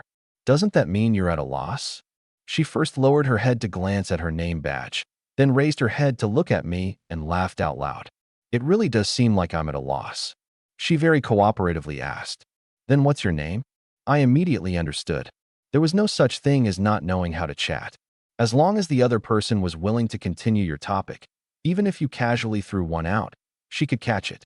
Of course, I also knew very clearly that a large part of the reason she was willing to cooperate was that my current face was indeed very capable. Bai Kuan. Bai Kuan. She blinked. Your surname is Bai? That surname seems pretty rare. Among the people I know, you're the first. There are actually quite a few people surnamed Bai. I looked at her name badge. But no matter how rare it is, it can't be rarer than the compound surname Wenren. Her eyes grew even brighter. You really know that Wenren is a compound surname, and that I'm not surnamed Wan. I did go to university, at least. I smiled and asked back. Is that worth being surprised about? Of course it is. She looked at me, and the contrast in her expression became increasingly obvious. She clearly had an aloof face, but her eyes looked like those of a little fangirl who had discovered something delightful. I suddenly realized I couldn't keep waiting. We had encountered each other twice in a short period of time. She was also clearly interested in me. If I kept circling around at this point, that wouldn't be steady. That would be cowardly. I picked up my phone, opened my friend QR code, and directly handed it to her. Add me on WeChat. No testing. No beating around the bush. She was first stunned, then smiled. Sure. She agreed so quickly that I almost failed to maintain my composure. She swiftly took out her phone, scanned the QR code, then stuffed her phone back into her pocket like she was committing a crime. I added you. Accept it. As she spoke, she secretly pointed toward the camera. There are security cameras here. If I'm caught using my phone at work, my pay will be docked. After saying that, she even stuck out her tongue. That little move struck me directly in the heart. I almost lost my composure on the spot. Fortunately, I followed the motion and glanced at the camera, suppressed my emotions, and accepted the request. Okay, then I won't delay your work. I picked up the bag containing the cigarettes. We'll talk after you get off work. Okay. She nodded. Her ponytail swayed along with the motion. I turned and left without lingering. Not because I didn't want to, but because I couldn't. When a relationship has only just sparked a little flame, the greatest taboo is pouncing too fiercely all at once. Leaving some space creates a next time. More importantly, every move wondering she made too easily stirred my emotions. I didn't want to become the old me again. The one who, once his head heated up, disregarded everything and ultimately left himself covered in wounds. I deserved better, and I was worthy of someone better too. Once I left the convenience store, the July heatwave slapped me directly in the face. My slight romantic thoughts were instantly scorched away by half. This is deadly. I quickened my steps. Hurry back and shower. When I returned to the suite, Lu Wenxuan and the other two were still collapsed on the sofa. Their positions had barely changed. I walked over and took a look. Good. No one had vomited. 3 little weaklings. I shook my head and turned into the bathroom. When I came out after showering, the 3 of them still hadn't moved at all. Wearing a bathrobe, I sat down on the single sofa and casually picked up my phone. Only while showering had I remembered. I hadn't brought a change of clothes. The old apartment wasn't far from here, but those old clothes in the wardrobe and the cattle and horse uniforms I wore to work. I didn't want to touch a single one of them. Since that was the case, I might as well buy new ones directly, just in time to continue spending and upgrade the system to level 2. I opened a shopping app and entered instant shopping with a very clear goal. Clothes, pants, shoes. There was no need to agonize over colors either. Black, white, gray. Some people thought men always wearing these 3 colors was tacky, or even directly equated it with having no taste. I didn't care. The clothes were worn on my body. What mattered most was that I felt comfortable.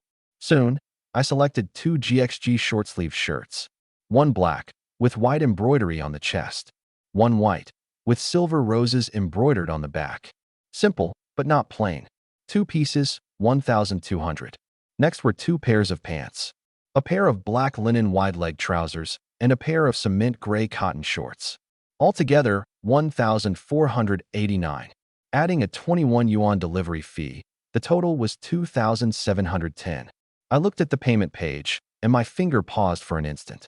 In the past, even when buying a 59.9 yuan piece of clothing, I would compare back and forth. Now, over 2,000 yuan, and I didn't even blink. Buy. Payment successful. The system notification immediately sounded. Detected that the host has spent 2,710 yuan. Obtained 2,710 points. Current point balance, 9,034.92. Less than 1,000 away. I leaned against the sofa and suddenly felt a little dazed. In less than 5 hours, I had already spent nearly 10,000. In the past, that was almost a number I didn't dare imagine. But now, I didn't feel any heartache. Even though my bank balance was already less than 3,000, I didn't feel the slightest panic. Because I knew the money would keep coming. This was the confidence the system gave me. Still short by a little over 900. I lowered my head and glanced at the old canvas shoes on my feet. Perfect. Changed shoes. I opened instant shopping again and quickly locked onto a pair of ECCO shoes. White uppers, yellow soles. No unnecessary decoration. They looked clean and sharp. Price, 1,399. Just enough to upgrade. I no longer hesitated and directly placed the order. Detected that the host has spent 1,399 yuan. Obtained 1,399 points. Current point balance, 10,433.92. The points broke 10,000. I sat upright at once. Before I could actively ask, the system had already given a prompt first. Detected that the host's points meet the upgrade requirement.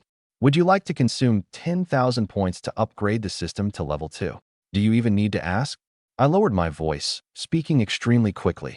Upgrade. Upgrade immediately. Point deduction successful. Current point balance, 433.92. System upgrading. A progress bar only I could see instantly appeared before my eyes.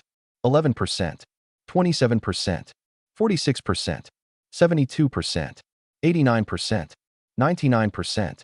Finally, 100%. Upgrade complete. Congratulations, host. The system has reached level 2. Points required to upgrade system to level 3, 100,000. 100,000? Before I could complain, the next prompt directly smashed down. Starting today, the host's daily minimum living allowance has increased from 1,000 yuan to 10,000 yuan. My entire body froze instantly. 10,000? Every day? I almost jumped off the sofa. But when my peripheral vision swept over the three drunkards beside me, I forcefully suppressed the movement. My body didn't move, but my legs shook uncontrollably. 10,000 a day. More than 300,000 a month. More than 3 million a year. And I didn't have to do anything. Every midnight, the amount would refresh automatically. I no longer had to listen to the boss lecture me, didn't need to argue with clients, didn't need to act with colleagues. The money I once had to work hard for an entire month to earn. Now I had it in one day.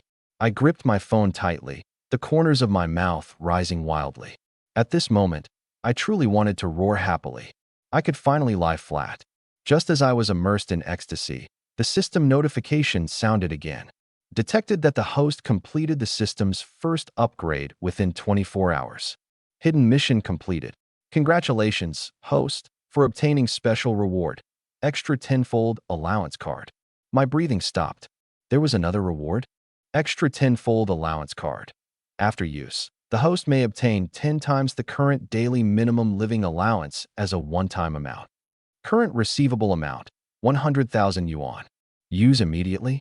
100,000. My finger almost tapped down directly.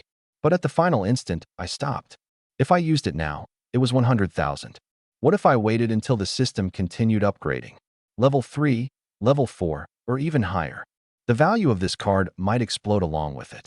I narrowed my eyes and was just about to calculate carefully when the system's cold voice sounded again. Special reminder. Thinking of that tenfold card, a bold plan immediately emerged in my mind. What if I keep it for later? When the daily allowance rises to 200,000 and then multiplies tenfold, that'll be 2 million. 2 million in one day. What kind of concept is that? Before I could finish enjoying the fantasy, the system directly blocked my path. The extra tenfold allowance card is a reward obtained by the host for completing the hidden upgrade mission from level 1 to level 2. It may only be used during the system's level 2 stage. I spread both hands and leaned back onto the sofa. Fine.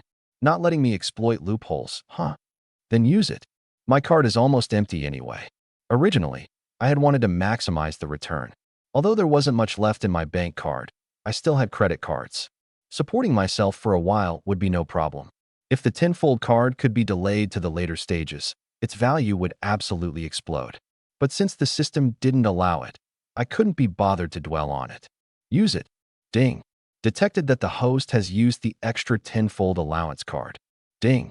Congratulations, host, for obtaining 10 times the minimum living allowance of 10,000 renminbi, totaling 100,000 renminbi. The amount has been issued. Buzz. The phone beside my hand vibrated. I picked it up. The bank message had already arrived. Huaxia Construction Bank. Your bank card ending in 9527 received 100,000 renminbi at 1717 on July 18, 2026. Current balance, 100,953 renminbi and 50 cents. I stared at that string of numbers for several full seconds. 6 digits. It's 6 digits just like that? 100,000 yuan. It wasn't an enormous amount, but for the old me, it was a threshold I had never crossed. Forget my bank balance. When had I ever owned 100,000 yuan in total? Not once. But now, the money was just lying there in my card. Not borrowed. Not stolen. No need to read the boss's expression. It was even given to me for free. That feeling wasn't just satisfying. It was more like the stone that had pressed against my chest for more than 20 years had suddenly been kicked away by someone. I let out a long breath. To upgrade the system to level 3 required 100,000 points. And my current balance just happened to be 100,000. Coincidence? I didn't believe it. This was clearly the system paving the road for me. I suddenly remembered what the system had said when it first bound to me. From now on, every day of my life would be escorted by the minimum living allowance system, allowing me to live a carefree life. At the time, I had found it absurd. Minimum living allowance? Carefree? Could those two terms be put together? Now it seemed it was far more than carefree. This system was practically like an old mother who had worried herself sick, wishing it could chew the food for me and stuff it directly into my mouth. I lit a Baisha cigarette and took a deep drag. The smoky sweetness circled in my mouth before I slowly exhaled it. Nice. Every day I wake up, all I have to do is spend money. Yet the more I spend, the more money I have. Where am I supposed to find reason in that? I crossed my legs, feeling extremely comfortable all over. Even if an immortal came, they couldn't trade places with me. I picked up my phone, my gaze landing on WeChat. The girl I had just added, 14. I wondered what kind of personality she actually had. Earlier, based on her clothing, style, and the small scars on her hands, I had roughly judged a few things. Her family's circumstances weren't good. She was doing more than one part-time job, and she had a bit of a thing for looks. Otherwise, she wouldn't have taken the initiative to add me. But a person's moments were often more truthful than what they said out loud. I opened her profile. Her nickname had only 2 characters. Wanchi, the evening tide. I read it once. She had said her grandfather gave her the name. I casually opened her moments. No visible for 3 days. No overly sentimental essays. The entire page was excessively clean. Spanning several years, there were only a dozen or so posts. I scrolled all the way to the bottom. December 24th, 2022. The caption had only one sentence. Tree shadows swaying, winter sunset. Happy 19th birthday. The attached picture was a live photo. The setting sun pressed against the distance. Tree shadows reflected on the ground, gently swaying in the wind. In the background, there was only the sound of traffic and car horns rising and falling.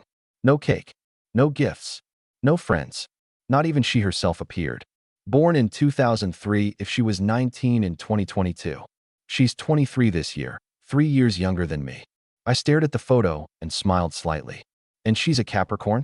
The reason I could calculate it so quickly wasn't because I knew much about zodiac signs. It was purely because I was also a Capricorn. My birthday was January 1st. Some people online even said that made me the Capricorn with the heaviest energy. I continued scrolling upward. The second post was December 24th, 2023. It's snowing. Christmas Eve. Happy 20th birthday. In the photo, there was a cold white, slender hand.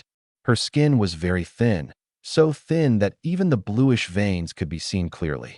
In her hand, she held a large, red apple. Beneath it was snow-covered ground, and snowflakes were still drifting in the air. Still no cake, no gifts, no one else. The smile on my face slowly faded. Earlier, I had only thought her family's circumstances weren't good. After all, she worked as a cashier at a convenience store, yet there were many tiny scars on her hands. Those kinds of marks were ones I had only seen on people who planted flowers, arranged flowers, or spent a long time handling greenery. So I guess she was probably also working part-time at a flower shop. But now, I suddenly felt it wasn't just as simple as poor family circumstances. My finger slid. December 24th, 2024. Happy 21st birthday. Further up, December 24th, 2025. Happy 22nd birthday. For years. For entire birthdays. Every photo was different. But in each photo, there were always only traces of her alone. I stared at the screen, my fingers stopping. Someone who had to wish herself happy birthday alone for 4 consecutive years absolutely had a story behind her that wasn't merely poverty. Divorced parents? Single-parent family? Left behind child since young? Or no relatives left at all? These thoughts emerged together. But I didn't rush to a conclusion and continued scrolling up.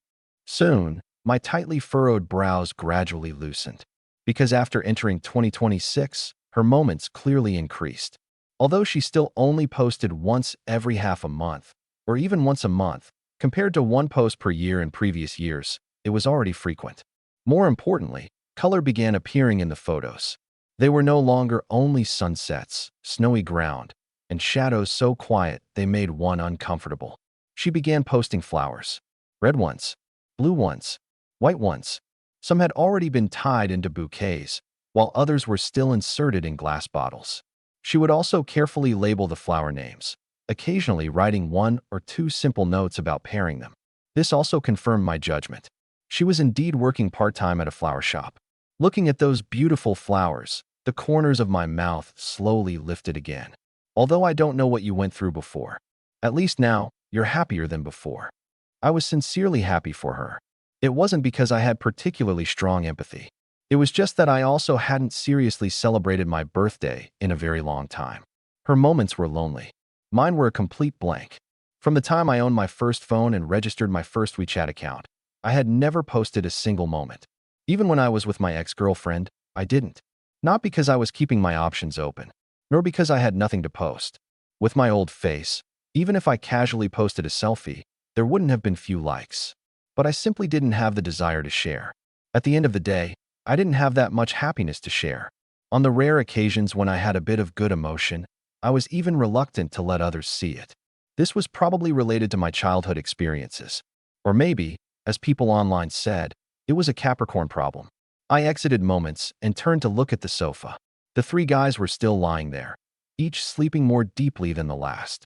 Their snores rose and fell one after another. If not for their chests still moving, I would have suspected they had already died here. They insisted on drinking against me. And this is all they've got. I almost had the urge to curse, but the three of them had no reaction whatsoever and slept exceptionally peacefully. My stomach, however, gave an uncooperative growl. Forget it. I'm not waiting for you. Who knew what time these three guys would wake up? If I really waited until they woke up before eating, I was afraid I'd collapse from hunger first. Though with my current constitution, hypoglycemia probably wouldn't have the chance to find me. I opened the food delivery app.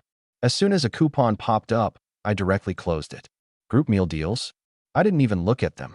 Are you kidding? If I use coupons now, isn't that delaying my own money-making? Group meal deals were what the old me ate.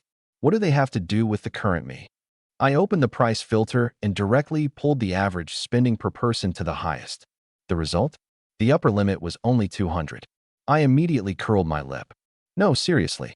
I want to spend some money and still get restricted? Does this app look down on people? If not for the heat outside, I would go book a table at a 5-star hotel right now. Since the upper limit couldn't be raised, I raised the lower limit. I adjusted the minimum average spending to 50 and checked quality must order. Only then did I begin filtering. The first restaurant quickly popped up. Shiji Hong Kong style Dai Pai Dong. Cantonese food?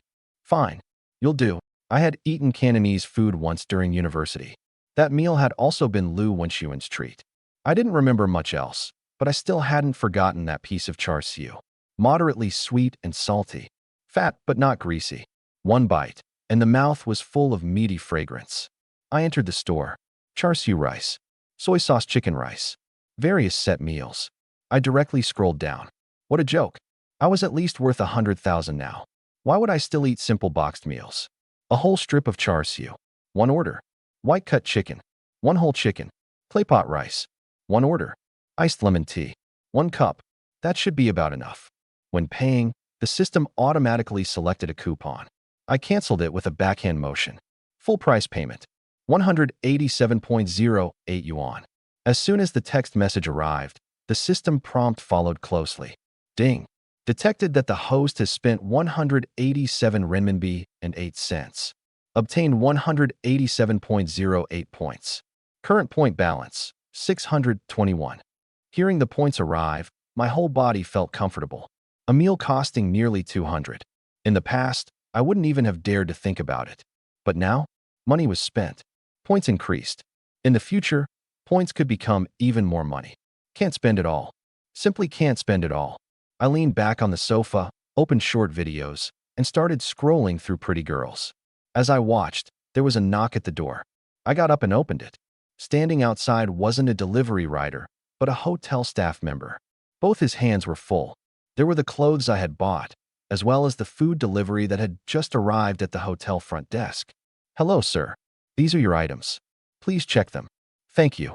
I took the things and was just about to close the door when he politely stopped me again.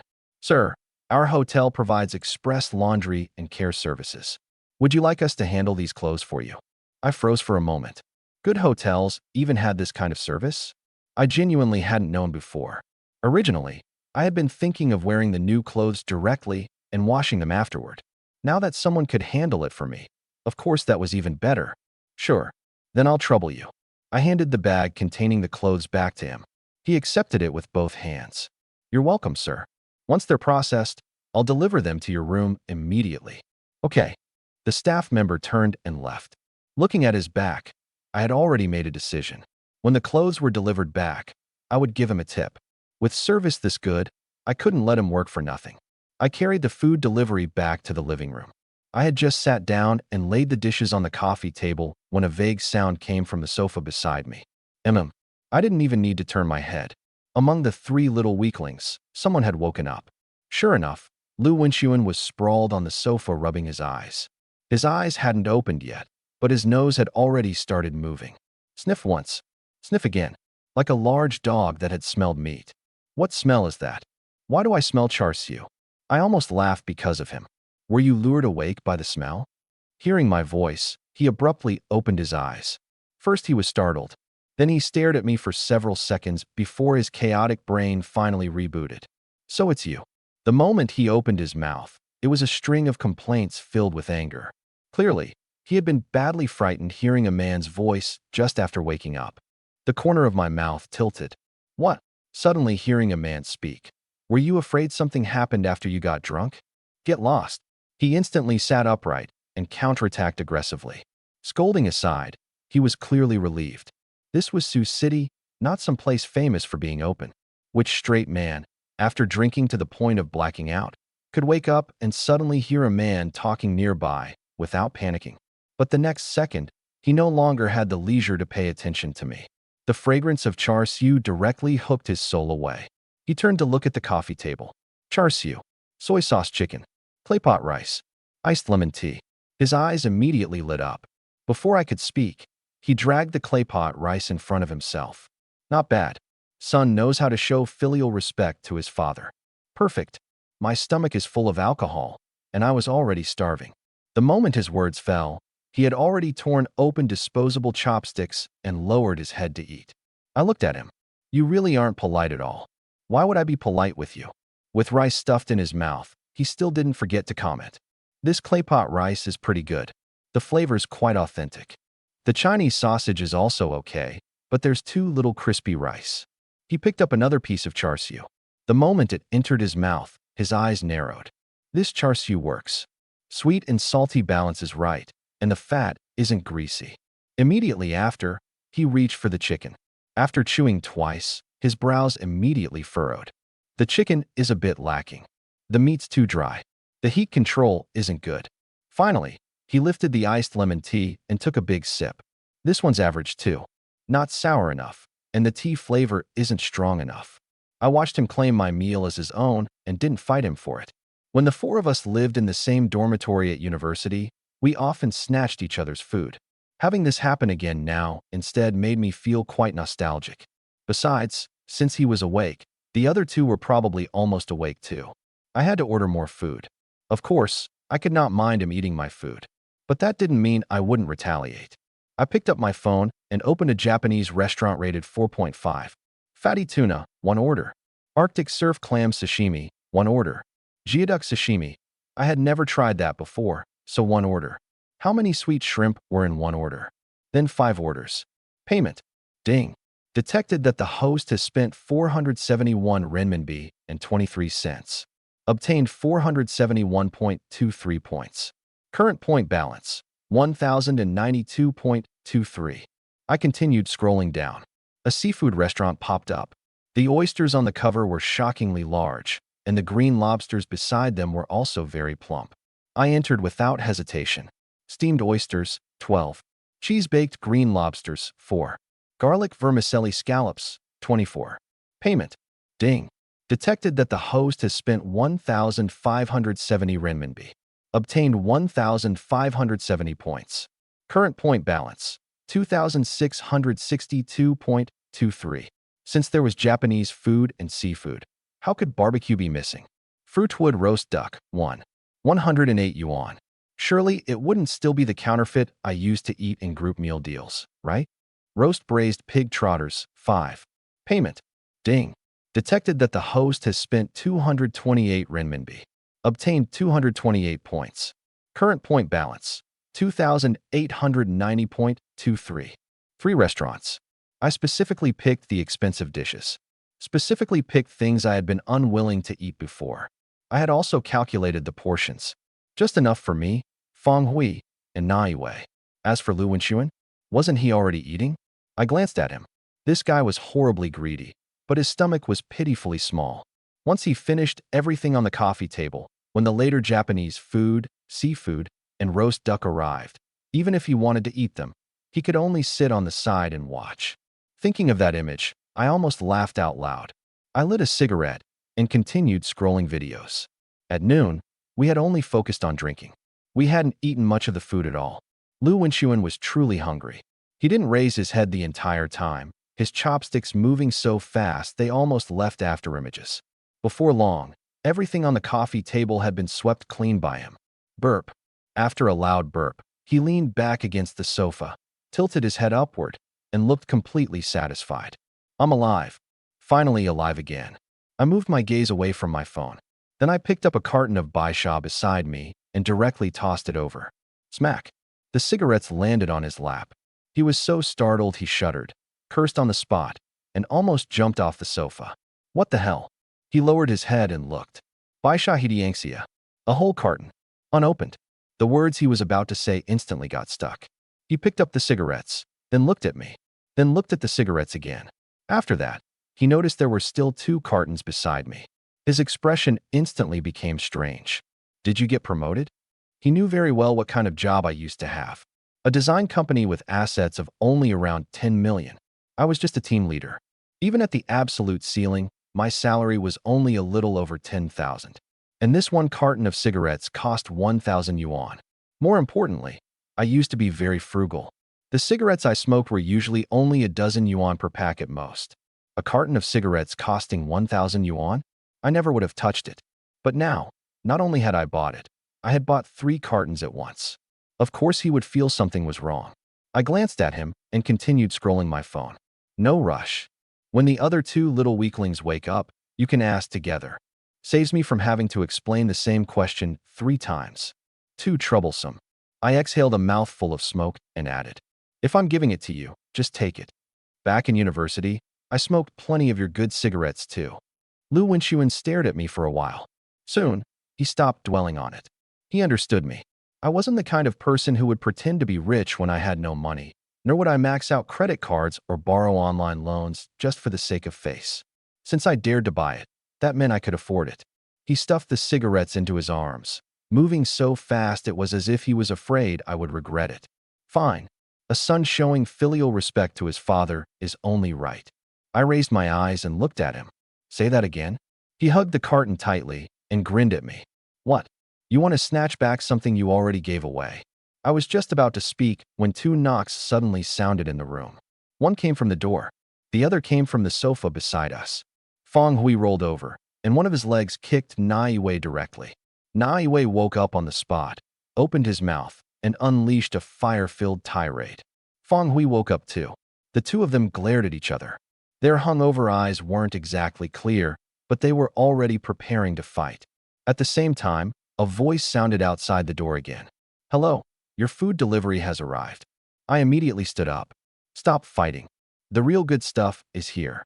Lu Wenchuan had originally still been laughing, but when he heard the words food delivery, he subconsciously touched his already bulging belly. Then the smile on his face froze. More than 10 minutes later, I was scrolling through short videos with Lu Wenchuan when movement suddenly came from the side. Feng Hui was the first to lift his head, his eyes not even fully open. Na Yue was even more exaggerated. His whole person looked like he had just crawled out of a grave, his eyes full of bloodshot veins. How could I let such a good opportunity pass? I put down my phone and waved at them. Yo, the 2 little weaklings finally woke up. Na Yue's eyes abruptly widened. Who's a little weakling? I was sleepy, understand? Sleepy. I swept my gaze over his red eyes and directly picked up a bottle. Then have some more? Cough, cough. Na Yue immediately shifted his gaze away, pretending not to have heard. Feng Hui, however, was honest. He knew he had drunk too much and didn't try to be stubborn. He stood up unsteadily and reached for the cigarettes in front of me. I didn't let him touch them.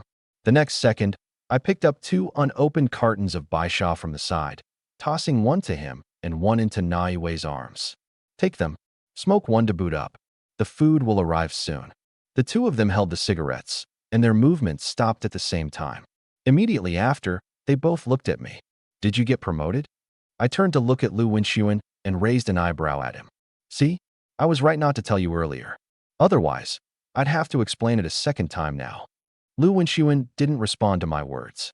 He, like the other two, was staring at me. I didn't keep them in suspense any longer. No promotion. I got fired by the company. The expressions of all three changed at the same time. But before they could speak, I had already added the second half. But some time ago, I invested a little in gold. My luck was pretty good, and I made around 100,000. How much? Around 100,000. The breath the three of them had just drawn in instantly fell back down. I could tell. The moment they heard I had lost my job, they had already started thinking about whether they could introduce work to me. But now that I had money in hand and had just broken up, they didn't rush to speak. We had lived together for 4 years. They understood my personality too well. The more indifferent I looked, the more likely it was that I was suppressing something inside. Especially when a woman I had dated for 6 years had suddenly left. How could I truly feel nothing? But they wouldn't gather around to comfort me, because they knew that what I hated most was others looking at me with sympathetic eyes. If they truly wanted to help, sitting beside me and keeping me company was enough. Leaning against the sofa, Lu Wenxuan gave me a thumbs up. Not bad. You're even playing investments now, and you actually made money. Luck.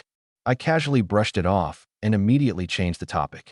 Investing in gold was an excuse I had prepared in advance. Gold had fluctuated a lot recently, so it was the most suitable explanation. If they really kept asking, I would eventually expose myself. I placed my phone face down on the table. Enough about me. What exactly did the three of you come here for? I pointed at Feng Hui. Siwei is in Jia province, nearby. I can understand him making a trip. Then I looked at Naiwei again. Erwo, you're in the 3 northeastern provinces. You came all this way by plane just to drink with me. As soon as I finished speaking, Naiwei and Feng Hui looked at Lu Wenxuan at the same time. Their gazes seemed to be asking, "You didn't tell him?" I followed their line of sight and turned my head. "So you're the one who called them here? Speak. What's going on?" Lu Wenxuan scratched his head with an innocent expression. "Didn't I say? Why do I remember saying it?" I was almost amused out of anger. "Big brother, you blacked out." "I didn't. Whether you said it or not, would I not know?" When he heard the words, "Big brother," Lu Wenxuan's eyes immediately lit up. That sounded nice. "Come on, call me that a few more times." "How many years has it been since I heard you call me big brother?" I raised a hand and covered my forehead. What a clown. Naiwei burst out laughing on the spot. His ability to climb up a pole when given one really hasn't regressed.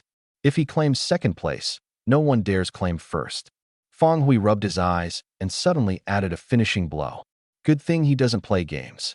If some girl asked him to call her mommy, I'm afraid he'd crawl through the internet cable to go find milk.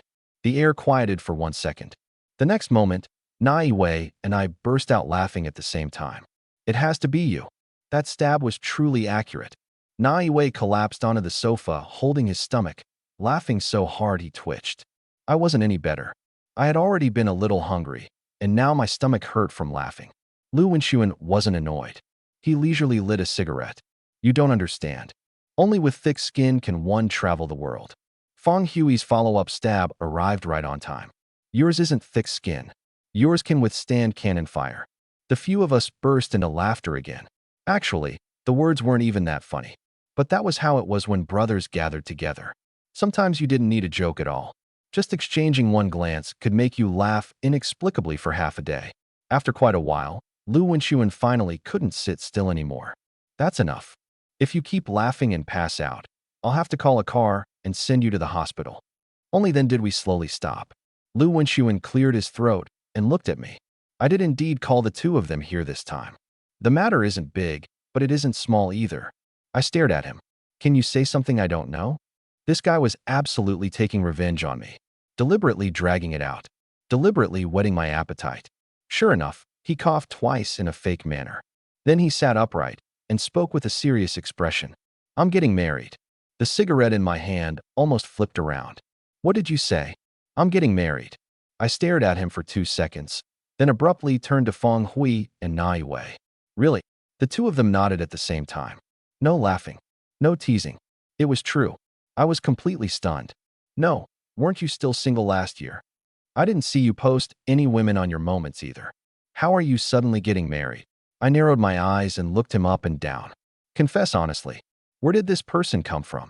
Don't tell me you abducted her from somewhere. That's illegal, son. You can't. Stop.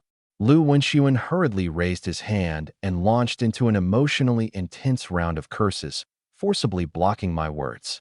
The more you talk, the more ridiculous it gets. This is Sioux City, not some remote mountain village. Who would sell someone into a big city? As he spoke, he glared at me again. And I'm your father. Stop taking advantage of the chance to reverse things. I leaned back against the sofa and smiled. Who told you to keep me in suspense just now? If I don't get revenge, would I still be me? Of course Lu Wenxuan knew I was doing it on purpose.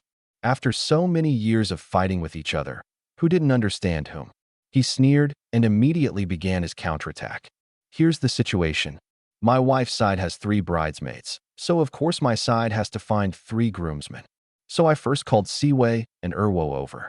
At this point, he spread both hands, his face full of regret. What a pity. We're still missing one. What do you think we should do?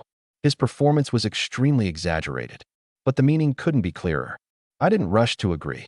Instead, I first looked at Feng Hui and Nai Wei. The two of them nodded at the same time. Nai Wei shifted his butt and leaned closer to me. 13, think about it. When he goes to pick up the bride, won't he have to serve tea to his father-in-law? Won't he have to kneel? After receiving the red envelope for changing how he addresses them, won't he have to call someone dad? My eyes moved. Feng Hui immediately followed up. At that time, the 3 of us will stand right beside him.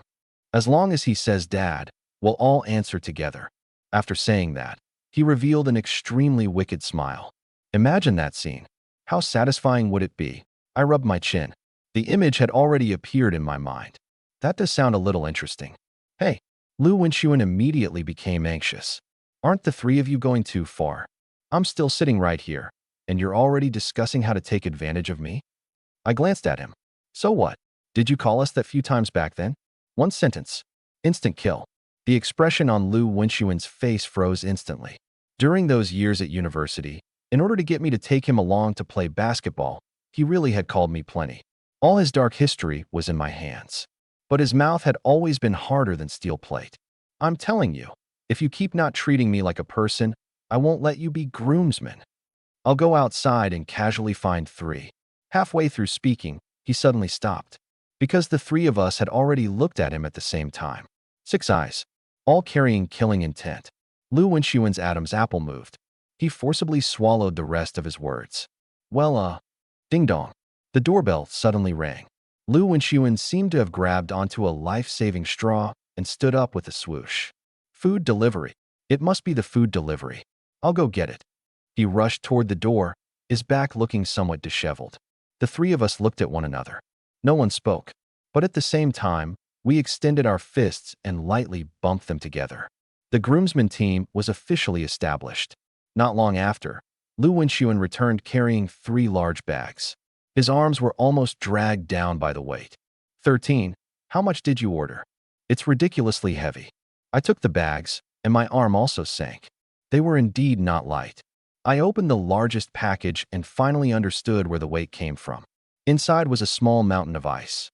Spread across the ice were sweet shrimp, geoduck, Arctic surf clam, and fatty tuna. Lu Wenxuan's eyes went straight. You really spared no expense. Without raising my head, I continued unpacking the remaining bags. My sons came from far away. As their father, is there a problem with buying something good for them to eat? Nai Wei and Feng Hui gave me thumbs up at the same time. Third master is generous. I continued taking things out. Oysters, baby lobsters, roast duck, roast pig trotters, and a pile of barbecue and cooked foods. Very soon, the entire table was filled.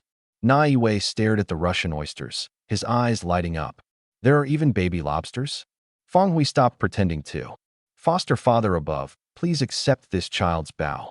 It wasn't that they couldn't afford these things, but being able to afford them and having a brother willing to specially order them for you were 2 different things. I picked up disposable gloves and chopsticks, handing them first to Feng Hui, then to Nai Wei. Cut the act. Hurry up and eat. I'm starving. The 2 of them weren't polite at all. Left hand wearing a glove, right hand holding chopsticks. They began devouring the food on the table. I also grabbed an oyster and swallowed it in one bite. Plump. fresh. Just as I was enjoying it, a hand suddenly stretched in front of me. I followed that hand and looked over. Lu Wenxuan was waiting eagerly. Where's mine? What yours? Gloves and chopsticks. Chewing oyster meat, I deliberately revealed a puzzled expression. Didn't you already eat? My clay pot rice, soy sauce chicken, char siu, and iced lemon tea. Didn't you finish all of them? Lu Wenxuan's movements instantly froze. Only then did he remember that he had indeed stuffed himself earlier. Just now, purely because he had seen good food, his brain had automatically blocked out this fact. Now that I reminded him, he subconsciously touched his belly. Full. He was truly full. Then he reacted, pointed at me, and launched into an exasperated tirade. Although he didn't fully curse out the dirty words, that gnashing teeth expression had already conveyed everything clearly. By 13, you did this on purpose. You knew I was stuffed, yet you ordered a whole table like this. You're clearly trying to anger me. I raised my head, my face full of innocence. How could you think that of me? They came all this way. I ordered some good food to reward my brothers. Is that wrong? Is it now a crime to treat brothers well? As soon as this sentence came out, the air instantly overflowed with the fragrance of green tea. Lu Wenxuan was stunned. Fine, fine, fine. You're starting to put labels on me now, huh? Fine. I won't eat. He turned around angrily, crossed his arms, and sat back on the sofa. The innocence on my face instantly disappeared, and the corners of my mouth rose directly. Nai Wei and Feng Hui ate while watching the show. There was seafood on the table, barbecue, and someone performing. This meal was worth it. However, the two of them didn't dare laugh too obviously. I could tell they had already started guarding against me. After all, the current me held grudges more than I had in university and was better at suppressing wicked ideas. They were afraid that if they weren't careful, they would become the next Lu Wenxuan. A whole table of food disappeared very quickly. Feng Hui, Nai Wei, and I were all hungry. The three of us opened up our stomachs and swept through it like a storm. Before long, only a pile of shells and bones remained on the table. Almost everything edible had been eaten. I lit a cigarette, only then remembering that the earlier topic hadn't been finished. All right, what exactly is going on with you? You were still single last year, and now you're suddenly getting married. There has to be a process, right? Lu Wenxuan hadn't truly been angry in the first place.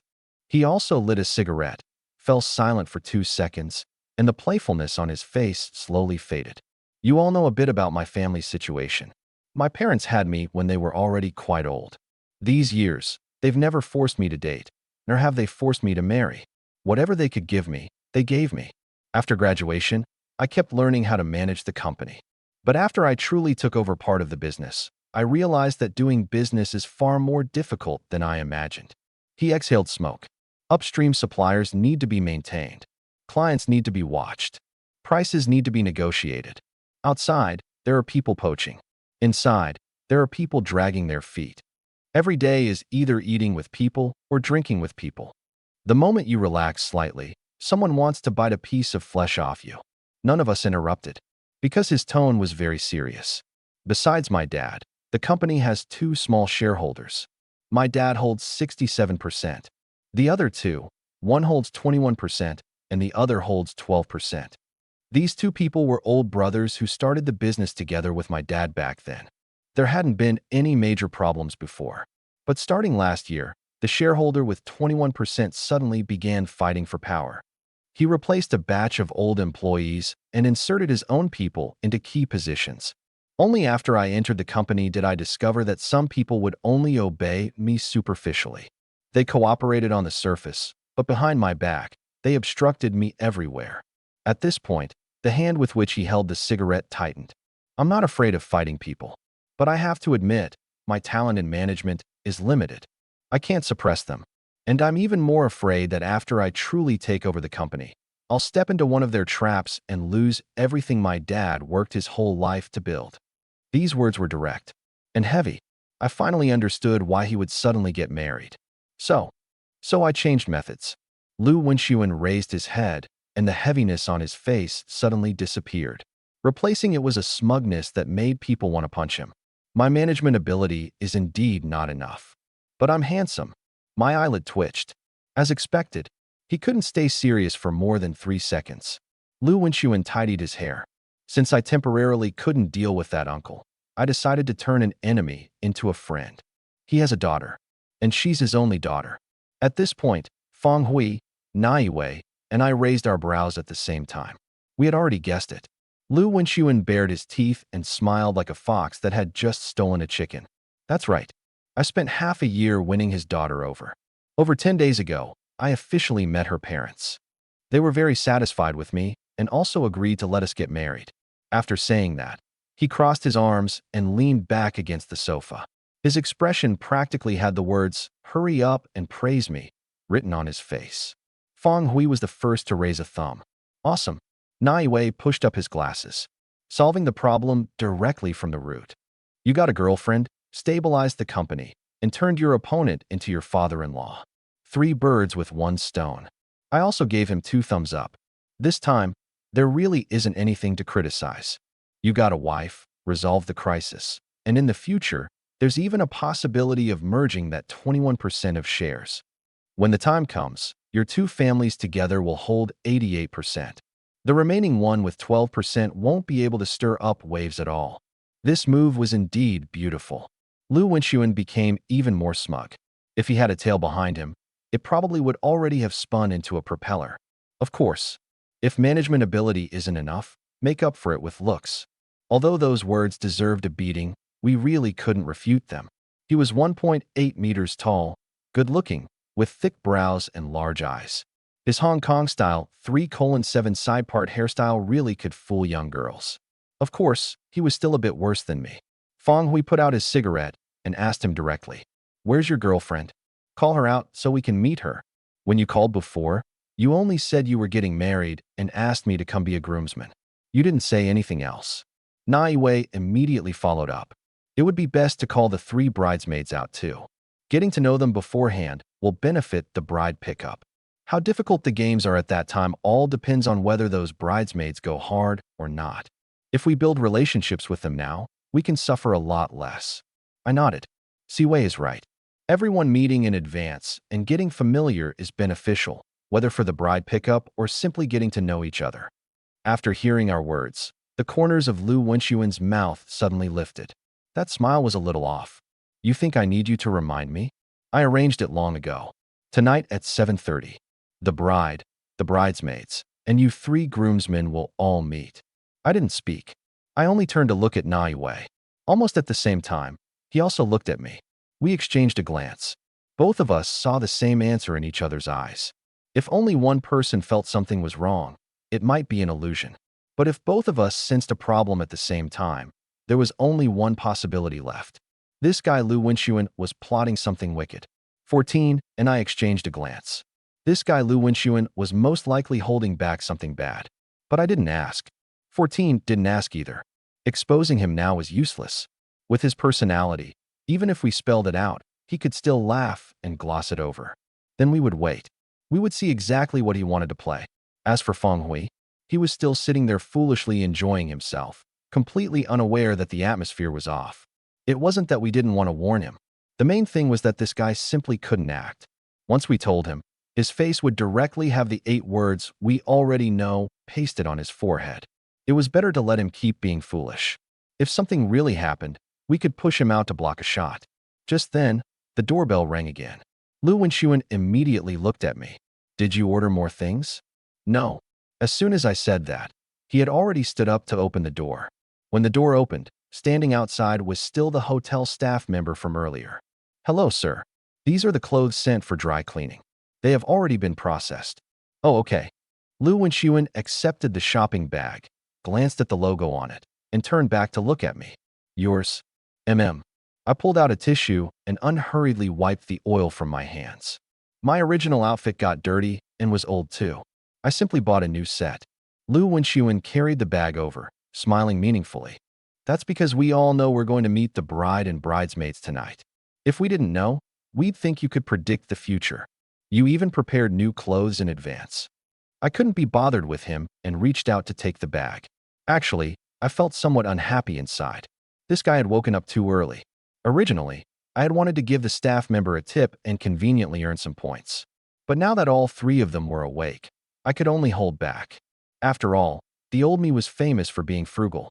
Suddenly giving big tips so freely would make my character's setting collapse too easily. I carried the clothes toward the master bedroom. I'm going to change.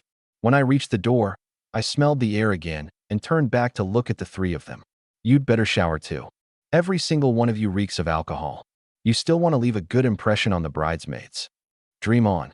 As soon as these words came out, all three of them lowered their heads at the same time and smelled their clothes. The next second, 14 was the first to rush out. I'll shower first. Bang. The door closed directly. His movements were so fast it was as if someone was chasing him to collect a debt. This suite had 3 rooms in total. I occupied the master bedroom. 14 had grabbed one, and only the last one remained. Lu Wenxuan was just about to get up when Fong Hui's large hand had already pressed down on his shoulder. Smack! Lu Wenxuan had just stood up and was forcibly pressed back onto the sofa. Fong Hui grinned, revealing a mouthful of white teeth. Eldest, you're not in a hurry. You're the groom. Even if you go over smelling of alcohol, can sister-in-law still refuse to marry you? Leave matters of image to your brothers. After saying that, he strode into the final room and shut the door behind him. Lu Wenxuan rubbed his shoulder, hissing from the pain. This idiot. How is his hand strength still so strong? I couldn't help laughing. To be fair, Fong Hui's words did make sense. We still had to pay attention to our image. Lu Wenxuan? He was already about to get married. What was the point of fussing? I returned to the master bedroom, changed clothes in a few moves, and stood in front of the bathroom mirror. The short-sleeved shirt fit my shoulder line. The contours of my arms were exposed just right. The trousers had a slightly high waist and loose legs, but they didn't drag on the floor, making my legs look even longer. I looked left and right, then nodded in satisfaction. Handsome. It wasn't that I was narcissistic. The man in the mirror was indeed a little excessive. Just then, my phone vibrated. I casually picked it up. When I saw who had sent the message, my brows immediately lifted. Wenrin Shi. She actually took the initiative to message me. Wenrin Shi asterisk, have you eaten? I stared at those 4 words for 2 seconds. To be honest, the level of surprise was no less than if I went to meet the bridesmaids tonight and saw my departed ex-girlfriend among them. Of course, that was only a metaphor, but it was enough to show how surprised I was. Through her moments, I already knew Wenrin. She was also a Capricorn. A Capricorn taking the initiative to message someone? At least if it were me, I absolutely wouldn't. Unless there was something. Unless there was an unavoidable appointment. Or unless she really liked someone, and not merely the kind of lust that came from seeing a pretty face. Looks like you've been charmed by me. The corner of my mouth had just started to rise when I hurriedly pressed it back down with my hand. Stay steady. Don't get cocky. I thought about it and replied. Me asterisk mm, just finished eating with my brothers. Are you off work? The first half answered her question. The second half threw the topic back to her. As for eating with my brothers, that was also a hidden hook. If she wanted to chat, she would naturally pick up on it. After sending the message, I put the phone aside and continued looking in the mirror. Wenrin Shi indeed fit my aesthetic preferences exactly. But the current me had a system. The things I could possess in the future would only become more and more abundant. Want me to actively chase after someone? Impossible. At the very least, she had to take a step forward first before I would move. But although I thought that, I still couldn't help guessing how she would reply. Which sentence would she pick up on? Would she notice the hook I had planted? Ding.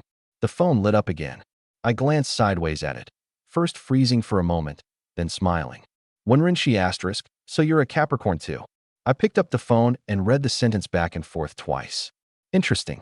She didn't answer whether she was off work, nor did she ask why I was eating with my brothers. Instead, she directly pointed out my zodiac sign. And she didn't use a question mark. She used an exclamation mark. She wasn't guessing. She was drawing a conclusion. But I've never posted my birthday, nor did I mention zodiac signs to her. I sat on the washstand, one leg touching the floor while the other swayed lightly. How did she know? The more I thought about it, the more interested I became. Then, I noticed one word. 2. She said, you're a Capricorn too. If she were only judging my zodiac sign, she could have said, so you're a Capricorn. Why add 2? 2 meant she was the same as me. It meant us. Was she narrowing the distance? Or had she typed it casually? I narrowed my eyes, suddenly feeling the excitement of meeting a worthy opponent. You're setting a hook for me too? Want to see whether I'll bite? I smiled. It wasn't only Wen Shi's face that I liked. Her way of speaking was also beginning to hook me. Rare. I've finally met an interesting opponent. I didn't answer the Zodiac question. Instead, I sent another sentence. Me asterisk tonight, I have to accompany a brother who's about to get married to meet the bridesmaids. After sending the message, I leaned against the mirror and waited for her move. I had deliberately mentioned brother to see whether she had a desire to control.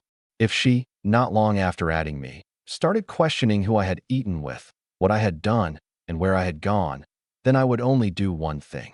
Block. Delete. Checking someone's schedule right after meeting isn't care. It's lacking boundaries. I might have tolerated it before. Now I wouldn't. If it wasn't suitable, then keep distance. That was good for everyone. As for the words, bridesmaids, I added them deliberately. I wanted to see whether she would get jealous. Before long, the message came. Wen Shi asterisk, you're so handsome. You'll definitely attract the attention of those bridesmaids, right? Asterisk slash asterisk. The corner of my mouth immediately lifted. She was jealous, though very lightly, though she hid it well, but I could see it. A woman who was excessively beautiful feeling jealous because I was going to meet bridesmaids. This feeling was indeed nice. But when I looked at the expression at the end again, my smile paused. Wait, was she jealous of the bridesmaids? Or was she envious that they could see a handsome guy? I rubbed my chin and laughed helplessly, as expected of someone who likes faces. Clearly, the face was mine, and I was the one who was handsome. But if she only liked this face of mine, why did I feel a little unhappy? I sighed at the mirror. Why did you have to be this handsome? My personal charm is being blocked. This time, I didn't set another trap. Me asterisk, have you eaten? I genuinely wanted to chat with her. She replied quickly too. Wen Shi asterisk, not yet. I still have half an hour before getting off work. I'll eat after going back to my rented place. Rented place. Still hadn't eaten. She also directly told me when she got off work. This kind of information seemed ordinary, but it was equivalent to voluntarily handing me a corner of her life. It meant she didn't have too strong a guard against me. Me asterisk, still playing on your phone when you're almost off work. Aren't you afraid of being caught on camera? Wen Shi asterisk, I am, but it should be fine. Omega dash. Me asterisk, if your wages get docked then, don't cry. Wen Shi asterisk, I won't. Our lady boss is very nice. She's also taken good care of me before. Me asterisk, then you're pretty lucky. Wen Shi asterisk, yes. Me asterisk, what are you planning to eat when you get back? Wen Shi asterisk, I don't know. Maybe noodles. Me asterisk, just that? Wen Shi asterisk, it's convenient.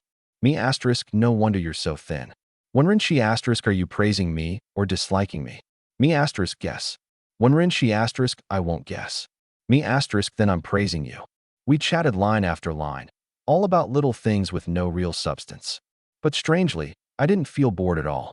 I didn't even notice that I had been sitting on the washstand the whole time. Only later did I learn that Wen Shi was the same at that moment. She had lowered her head to reply, not even hearing the convenience store doorbell ring. The lady boss, Sister Song, walked up beside her and stared at her for quite a while, the smile on her face growing increasingly obvious. Ahem. Our little Cece, who are you chatting with? You didn't even notice a customer came in? Wen Shi was so frightened her hand trembled, and her phone almost flew out. When she turned back and saw Sister Song, she finally let out a breath. Sister Song, you scared me again. Sister Song smiled and nudged her shoulder. Who is it?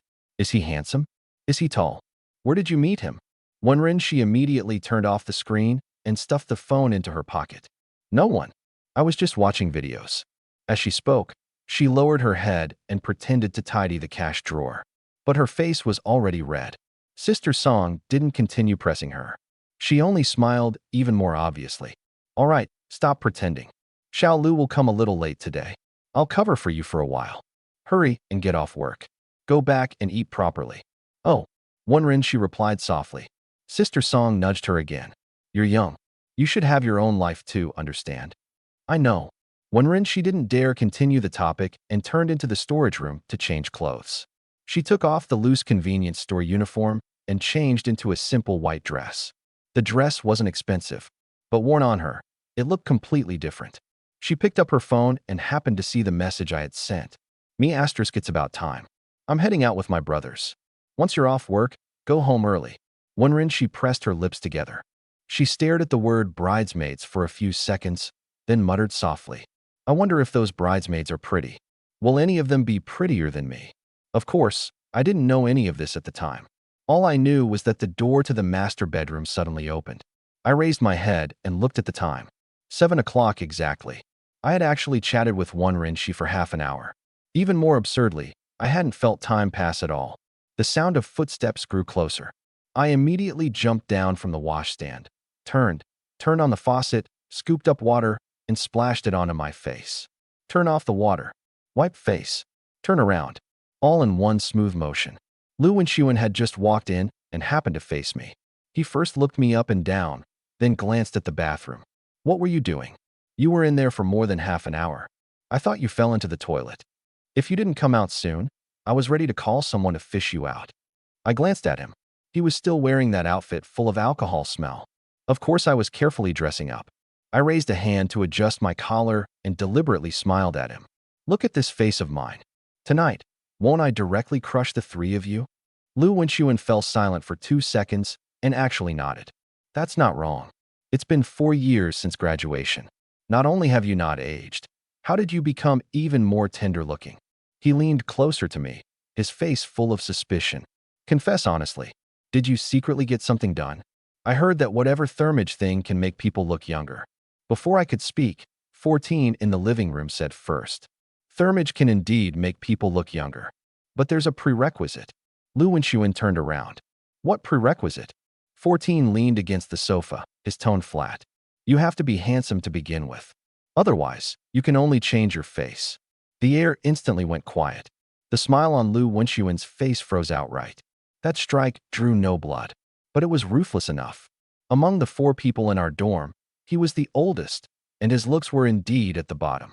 Feng Hui was 1.9 meters tall, with thick brows, large eyes, a square face, a big frame, and a body full of muscle.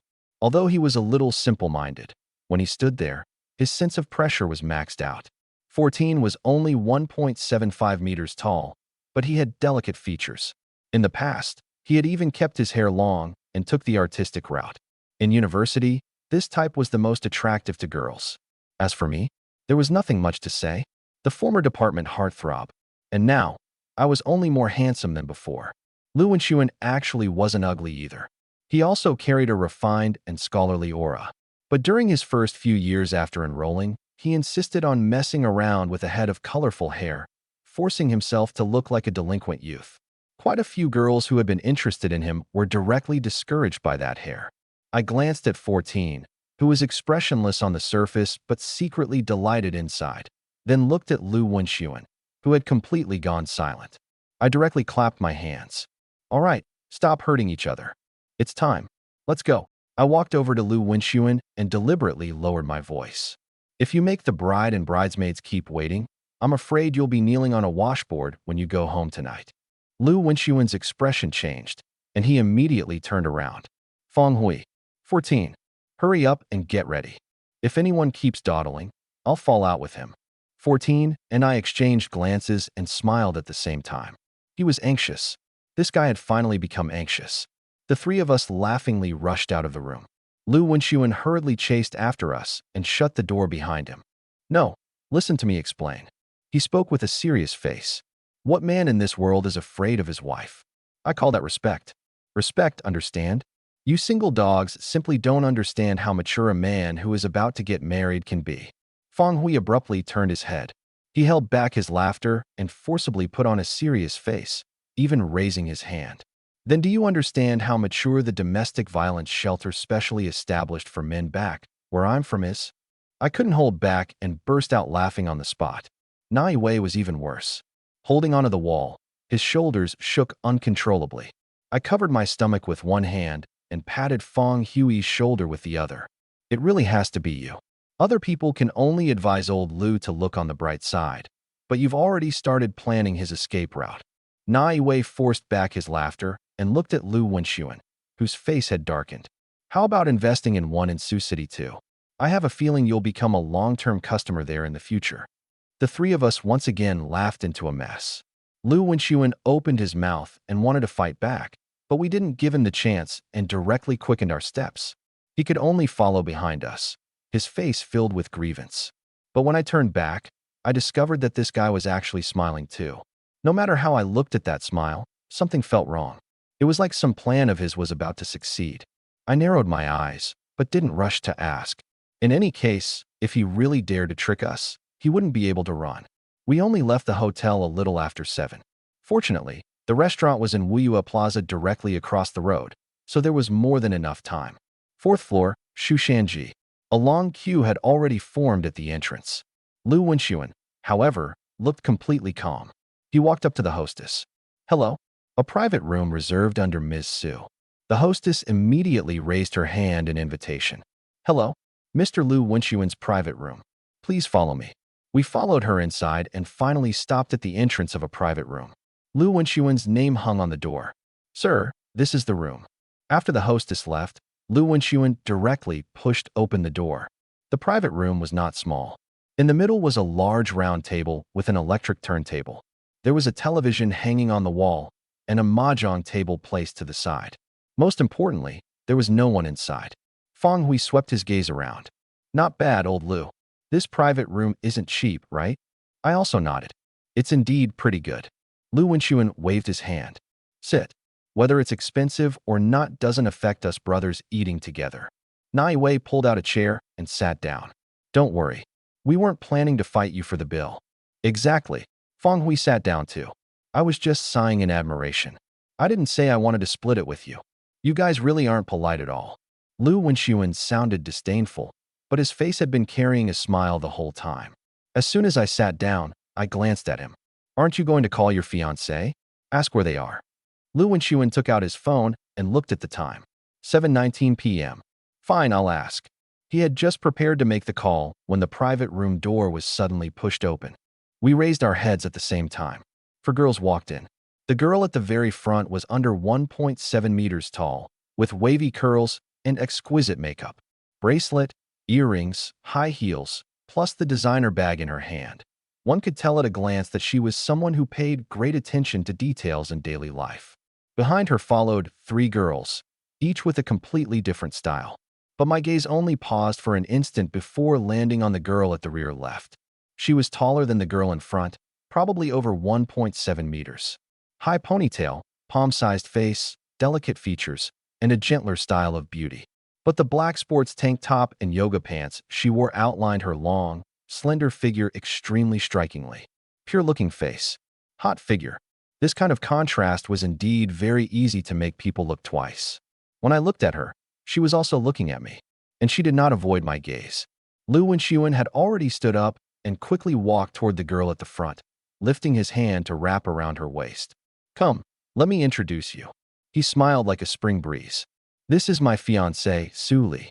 The 3 of us also stood up, but tacitly stopped about 2 meters away, so as not to give anyone pressure right after meeting. Su Li waved generously. "Hello, everyone. I'm Su Li. Old Lu mentions you all every day. Today, I finally get to meet you."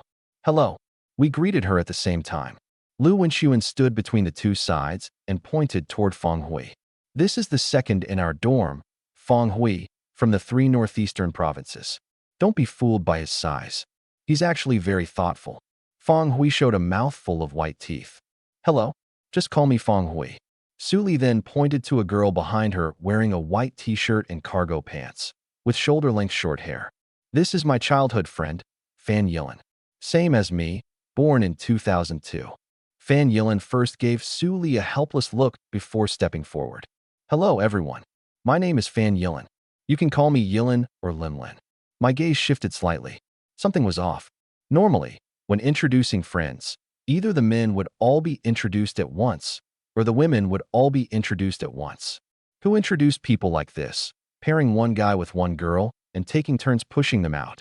This didn't look like introductions. It looked more like matchmaking. More importantly, before Fan Yilin stepped forward, the first person she looked at was Feng Hui. I immediately turned my head. Nai Wei just happened to look at me too. The instant our gazes met, we both understood. This was not an ordinary meal. This was a blind date gathering. A blind date gathering disguised under the banner of a brotherly get-together, one they had tricked us into attending. I signaled Nai Wei with my eyes. "You saw through it." He raised his brow slightly. "I saw through it long ago." I glanced toward Lu Wenxuan. This guy really knows how to calculate. The corner of Naiwei's mouth tugged faintly. Play along first. Settle accounts with him later. Our exchange only lasted a few seconds. But Lu Wenxuan was clearly guilty and kept secretly observing us. Seeing that we had seen through it, he didn't dare delay anymore. The hand he had wrapped around Su Li moved slightly, urging her to speed up. After that, he directly pointed at me. This is the third in our dorm, Bai Kuan, born in 2001. His hometown is in Jiangbei, but he grew up in Sioux City. He paused and deliberately emphasized his tone. He's also the most handsome among us. I looked at him. Praising me this highly, he definitely didn't have good intentions. He looks a little cold, but he's actually easy to get along with, Lu Wenxuan continued. Don't be fooled by his face. That's about enough. I directly interrupted him. Su Li laughed and immediately pulled the high ponytail girl to her side. This is my best friend from university, Song Yi. Her hometown is in province, but she also grew up in Sioux City, born in 2002. Her family is in the fruit wholesale business, and she's currently an instructor at a women's yoga studio. As soon as she finished speaking, Song Yi stepped forward. From the moment she entered, her gaze had barely left me. At this moment, she directly walked up to me and extended her hand. Hello, I'm Song Yi. Her eyes curved as she smiled. Nice to meet you. The private room instantly became quiet. Everyone looked over. No one had expected her to be this direct. Su Li's expression was even more interesting. She first looked at Song Yi, then at me, her eyes filled with surprise. I was somewhat surprised too. When the other girls had entered earlier, they had also glanced at me a few times, but quickly moved their gazes away. Only Song Yi. She kept staring at my face. Her gaze was entirely unconcealed. It was as if she were clearly telling me she was interested in me. I reached out, gently held her fingertips, and quickly let go. Hello. Nice to meet you too. I thought that would be the end of it. But she didn't step back. The next second, she directly took out her phone from her bag, opened her WeChat QR code, and handed it to me. Since it's nice to meet me, want to add WeChat? She tilted her head. Her high ponytail swayed with the motion, and her voice was soft and natural. The private room became even quieter. Lu Wenxuan looked at me, the corners of his mouth almost stretching to his ears. Fang Hui was full of shock. Naiwei stared at me with an extremely complicated gaze. I understood it. That gaze was clearly asking, Bro, are you really planning to live off your face alone? In front of so many people, I couldn't possibly embarrass Song Yi. Besides, she was indeed very beautiful. I took out my phone, scanned the QR code, and accepted on the spot. At it, I shook my phone. The smile on Song Yi's face immediately became even brighter. That's good. She returned to Su Li's side with satisfaction. Su Li glanced at her, her eyes full of disappointment at her lack of restraint. She was probably asking whether Song Yi couldn't be a little more reserved. Song Yi, however, didn't care at all. She was still looking at me, frank and direct. If she liked something, she fought for it. She had no intention of hiding it at all. I had to admit, this kind of personality indeed left a deep impression. Lu Wenxuan hurriedly continued the introductions and pointed at Naiwei. This is the fourth in our dorm, Naiwei, born in 2002, from Hangzhou. He currently works at the Development and Reform Commission. The specifics aren't convenient to discuss. Naiwei had clearly accepted the fact that this was a blind date gathering. After all, there was no point tearing it down now. He took the initiative to step forward, his face carrying a standard and appropriate smile. Hello, everyone. I'm Naiwei. His voice was not loud, but every word was clear. That aura of someone within the system immediately emerged. Su Li also pointed to the last girl. This is Ma Inua, a good friend I've known for 3 years. She was born in 2000, also from Hangzhou, and currently teaches chemistry at a teacher's college in Hangzhou. Ma Inua had long, straight black hair, wore black-rimmed glasses, and didn't seem to have much makeup on. Her whole person appeared quiet and steady. She generously nodded to us. Hello. Also only 3 words. Also neither too light nor too heavy, clear and proper. I swept my gaze over her, then looked at Naiwei. Hangzhou native. Within the system. Teacher. These matching tags were practically stuck to their foreheads. I looked again toward Fang Hui, who was still grinning. This guy clearly hadn't fully reacted yet. I didn't remind him. He would understand sooner or later anyway. Don't keep standing.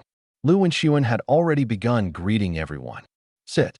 Everyone sit and chat. Yes, sit down. Su Li also followed. Don't be so restrained. I directly chose the seat near the door. There was no special reason. It was convenient to enter and exit. But just as I sat down, a faint gardenia fragrance drifted over from my left. I turned my head and looked. Song Yi had already sat beside me. Meeting my gaze, she smiled very naturally. You don't mind if I sit beside you, right? Her voice was a little softer than before. I shook my head. Of course not. After speaking, I quickly swept my gaze around. To my right was Feng Hui. To Feng Hui's right was Fan Yilin. Further over was Ma Inuo, then Na Yue. Then came Lu Wenxuan and Su Li. Besides Su Li was Song Yi. Besides Song Yi was me. One man and one woman. Perfectly staggered. I almost laughed out loud. Lu Wenxuan and Su Li hadn't arranged seats just now at all. In other words, these three girls had long known what today's gathering was. Whichever person they chose to sit beside represented preliminary interest. I raised my eyes and looked toward Lu Wenxuan. He was lowering his head and greeting everyone to scan the code and order, completely unaware that Na Yue and I had already recorded a debt against him. I exchanged another glance with Na Yue. Settle accounts afterward? I asked with my eyes. He nodded slightly. Must settle. I withdrew my gaze and picked up my phone to scan the code. The menu had just opened when Song Yi turned slightly and handed her phone in front of me. She did not lean too close. There was still about 40 centimeters of distance between us. Bai Kuan. She pointed at a dish on the menu. What is this stir-fried yellow throat? I glanced at it. A cow's cardiovascular tissue. So that's what it is. She smiled and nodded, then sat upright again. The whole process was very short, but every step was exactly right.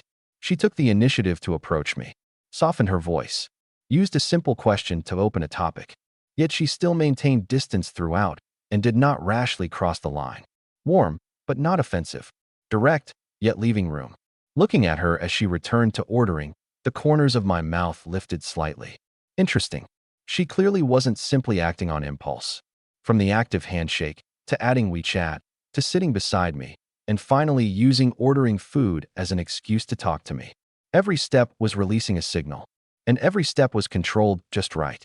I originally thought she was merely someone who liked handsome faces. Now it seemed I had underestimated her. Song Yi seemed to sense my gaze and turned her head again. You're looking at me? I didn't avoid it. Yes. Why? I'm thinking about something. She blinked. What? I put down my phone, met her gaze, and smiled. You're not as simple as you look on the surface. She froze for an instant. Immediately after, she smiled too. What about you? What about me? Are you really as easy to get along with as old Lu said? You can try for yourself. Okay. She answered without hesitation. Then I'll try. I looked at her for 2 seconds, and then we both shifted our gazes away at the same time. At this moment, I was certain. This girl wasn't here just to go through the motions. She had set her sights on me, and she was a skilled player. Although I was already certain that Song Yi was definitely a skilled player, I still couldn't figure out what exactly she was thinking. Did she like this kind of push and pull?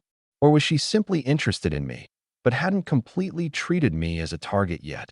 So she always kept that line of propriety? Since I couldn't figure it out, I couldn't be bothered to think about it.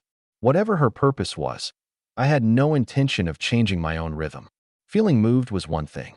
Taking the initiative was impossible. If she liked testing, then let her test. And so, an interesting scene appeared at the dinner table afterward. Song Yi could always find various reasons to talk to me. Sometimes it was asking about a dish. Sometimes it was asking me to pass something. Occasionally, she would even use something someone else said to lightly guide the topic toward me. Every sentence she threw over, I would catch. Every small favor she asked of me, I would also do. But that was all. I wouldn't let her perform a one-woman show, nor would I release any extra ambiguous signals. There was always a faint smile on my face. My words were neither cold nor warm. My behavior was polite and appropriate. Every distance was controlled within reasonable boundaries. For example, when she asked me for a tissue, I would place the entire tissue box in front of her rather than take one out and hand it directly into her hand, let alone do anything intimate like wiping her mouth for her. Polite, gentlemanly, flawless. But this very flawlessness happened to gradually stir an inexplicable competitive desire in Song Yi. She admitted that what drew her attention to me at first was indeed my face. But what was there that couldn't be admitted about that? Who didn't like good-looking people? Men liked beautiful women, and women liked handsome men. That was perfectly normal. If someone said to her face right now that she cared about looks, she would absolutely nod openly. That's right. She cared about looks. So what?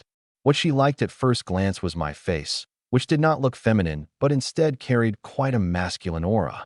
But what truly made her take the initiative to approach was not only appearance. There was also the aura she felt from me. When they had just entered the room, Song-yi had actually not immediately fixed her attention on one particular person. Instead, she quickly scanned all the men in the private room.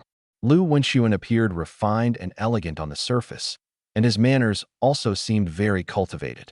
But she quickly discovered that this elegance was more like a set of social habits developed since childhood rather than his true personality. Deep down, he was actually very lively. From his tone of speech, the casual way he wrapped his arm around Su Li, and the jokes he occasionally made, one could see that his true character did not have much to do with the words refined and elegant. Feng Hui was the easiest to understand among them. He looked a little simple, but he was not slow. His perception was actually very sharp. It was just that he was straightforward and disliked beating around the bush. Simple. Sincere. Not many complicated thoughts. As for Nai Wei, he appeared approachable on the surface, with a faint smile always hanging on his face. But behind the lenses, something very obvious was hidden in his eyes. Ambition. However, it wasn't reckless desire, but enterprising ambition firmly restrained by powerful reason. Song Yi had also noticed that before and after they pushed open the door, Nai Wei's state was completely different. When the door had just opened, the smile on his face was still very relaxed, and there was joy in his eyes from seeing friends. But after seeing them enter, that smile immediately became much more standard.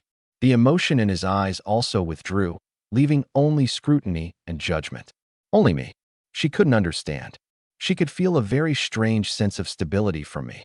It seemed as if I didn't care much about anything. And yet it also seemed that no matter what happened, I had enough confidence to handle it. That steadiness could still barely be attributed to personality.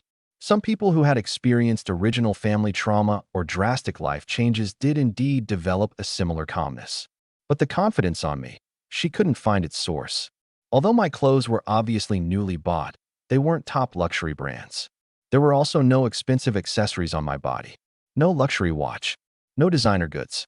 No matter how one looked at me, I didn't seem like a rich second-generation heir deliberately hiding his identity. That made her unable to stop guessing. Was I a hidden rich second-generation heir pretending to be ordinary? Or was I truly indifferent to material things, with some other source of reliance?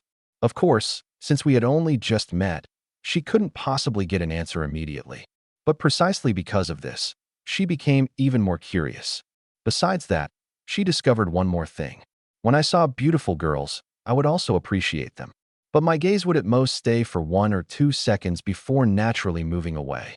I neither deliberately avoided looking nor unscrupulously looked them up and down. This naturalness instead made her want to approach me even more. Admiring my appearance, being curious about the confidence on me, plus a little desire to explore the unknown. That was what led to her series of actions afterward. Taking the initiative to shake hands, taking the initiative to add WeChat, and taking the initiative to sit beside me, including deliberately bringing her phone closer and asking me what yellow throat was. That was also a small test. She wanted to know what kind of person I really was. After all, no matter how handsome a boy was, if there was a fatal flaw in his personality or character, she would not lose herself in that face. What she wanted had never been only handsomeness. She was very clear that when a beautiful girl actively expressed interest in a man, handed her phone over, and deliberately shortened the distance, different people would react differently. If the other person was frivolous, he would definitely seize the opportunity to take her phone, or even use the chance to close the distance and create physical contact. If the other person was innocent or overly reserved, he might become shy, blush, and subconsciously move aside. But my reaction belonged to neither category. I didn't move closer, nor did I dodge. I didn't blush, and I didn't take the opportunity to take advantage. I only looked at the menu on her phone, calmly explained what yellow throat was, then sat upright again.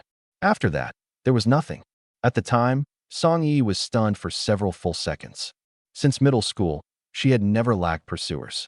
After entering university, the boys surrounding her came in all sorts of types. Perhaps because she had inherited some talent from that mother she didn't want to mention, she had been very good at observing others since childhood and could easily see through those boys' clumsy tricks. Although she cared about looks, she would never be led around purely by a face. At least until today, no boy had truly passed her screening. So, she had never dated. And my performance just now, in her view, left only two explanations. First, I wasn't interested in her. Second, I was a seasoned player who had long since reached the point of controlling his words and actions as he pleased. Song Yi first ruled out the first possibility, because when I looked at her, there was indeed appreciation in my eyes. That appreciation wasn't faked. As for the second possibility, it didn't seem to hold either. Suli had already told her about my situation. Only one relationship. And that relationship lasted 6 years. Moreover, I had only just broken up recently. No matter how one looked at it, someone who had only experienced one long-term relationship didn't match up with a seasoned playboy. After both possibilities were denied, Song Yi's competitive spirit was thoroughly stirred. Looking at the side of my face, only one thought remained in her heart. The person I've taken a liking to, can I let you run? As for these mental activities of hers, I naturally knew nothing about them, because my attention had already been drawn to the other groups at the table. Lu Wenxuan and Su Li were openly showing affection. Either Lu Wenxuan was picking up meat for Su Li, or Su Li was pouring him a drink. From time to time, the two would even exchange a few teasing remarks before feeding each other. That intimacy, completely unconcerned with everyone else, made me feel both helpless and somewhat envious. But more than that, I was happy for my brother. Lu Wenxuan had never lacked money. His parents also loved him enough. But all of us knew that he bore enormous pressure inside. He feared disappointing his parents. He feared that after he took over the family business in the future, he wouldn't do well and would ruin the foundation his parents had worked so hard to build. His mother had been 47 when she gave birth to him, and during childbirth, she had nearly died from severe bleeding. Precisely because he knew how he had come into this world, he was even more unwilling to disappoint his parents. Now Su Li's appearance had not only helped him stabilize the company's situation, but had also largely relieved the pressure in his heart. Seeing him like this now, I was sincerely happy for him. Of course, the matter of tricking us into attending a blind date gathering still had to be settled. One thing was one thing. Compared to the sweetness on Lu Wenxuan's side, Fang Hui's side was much more interesting. Fan Yilin was clearly actively approaching him. From time to time, she would find chances to chat with Fang Hui, always wearing a gentle smile throughout. But Fang Hui's performance was honestly a little disappointing. From the moment this guy sat down, the tips of his ears had not returned to their normal color, and his mouth was so clumsy that it made people anxious. Fan Yilin asked him, "Are there any fun places back in your hometown?" When a normal person heard this kind of question, after introducing a couple of scenic spots, he should at least naturally add, "If there's a chance, I can take you there." But Fang Hui had no such awareness at all. He sat upright like a tour guide and seriously began educating Fan Yilin about the scenic spots across the 3 northeastern provinces. From natural scenery to winter sports. From local food to city characteristics. He described everything in detail. His logic was also clear. The only thing missing was any sentence related to himself. Listening from the side, I wanted to hold my forehead. Thoughtful was thoughtful, but a straight man was truly a straight man. Strangely enough, Fan Yilin not only wasn't disappointed, but her eyes instead became brighter and brighter. She listened very seriously and would occasionally ask a follow-up question. After watching for a while, a guess emerged in my heart. Could it be that she liked this kind of honest guy? Maybe after seeing too many flashy people, she actually preferred someone simple and plain? If that was really the case, Fang Hui might actually have a chance today. On Lu Wenxuan's side, it was blatant affection. On Fang Hui's side, the woman held absolute initiative. As for Na Yiwei and Ma Yinuo, they were like a calm sea surface, seemingly without waves. But underneath, currents surged. The two did not communicate much, but every sentence sounded as if it hid another meaning. Ma Yinuo tilted her head slightly, her face carrying a standard smile.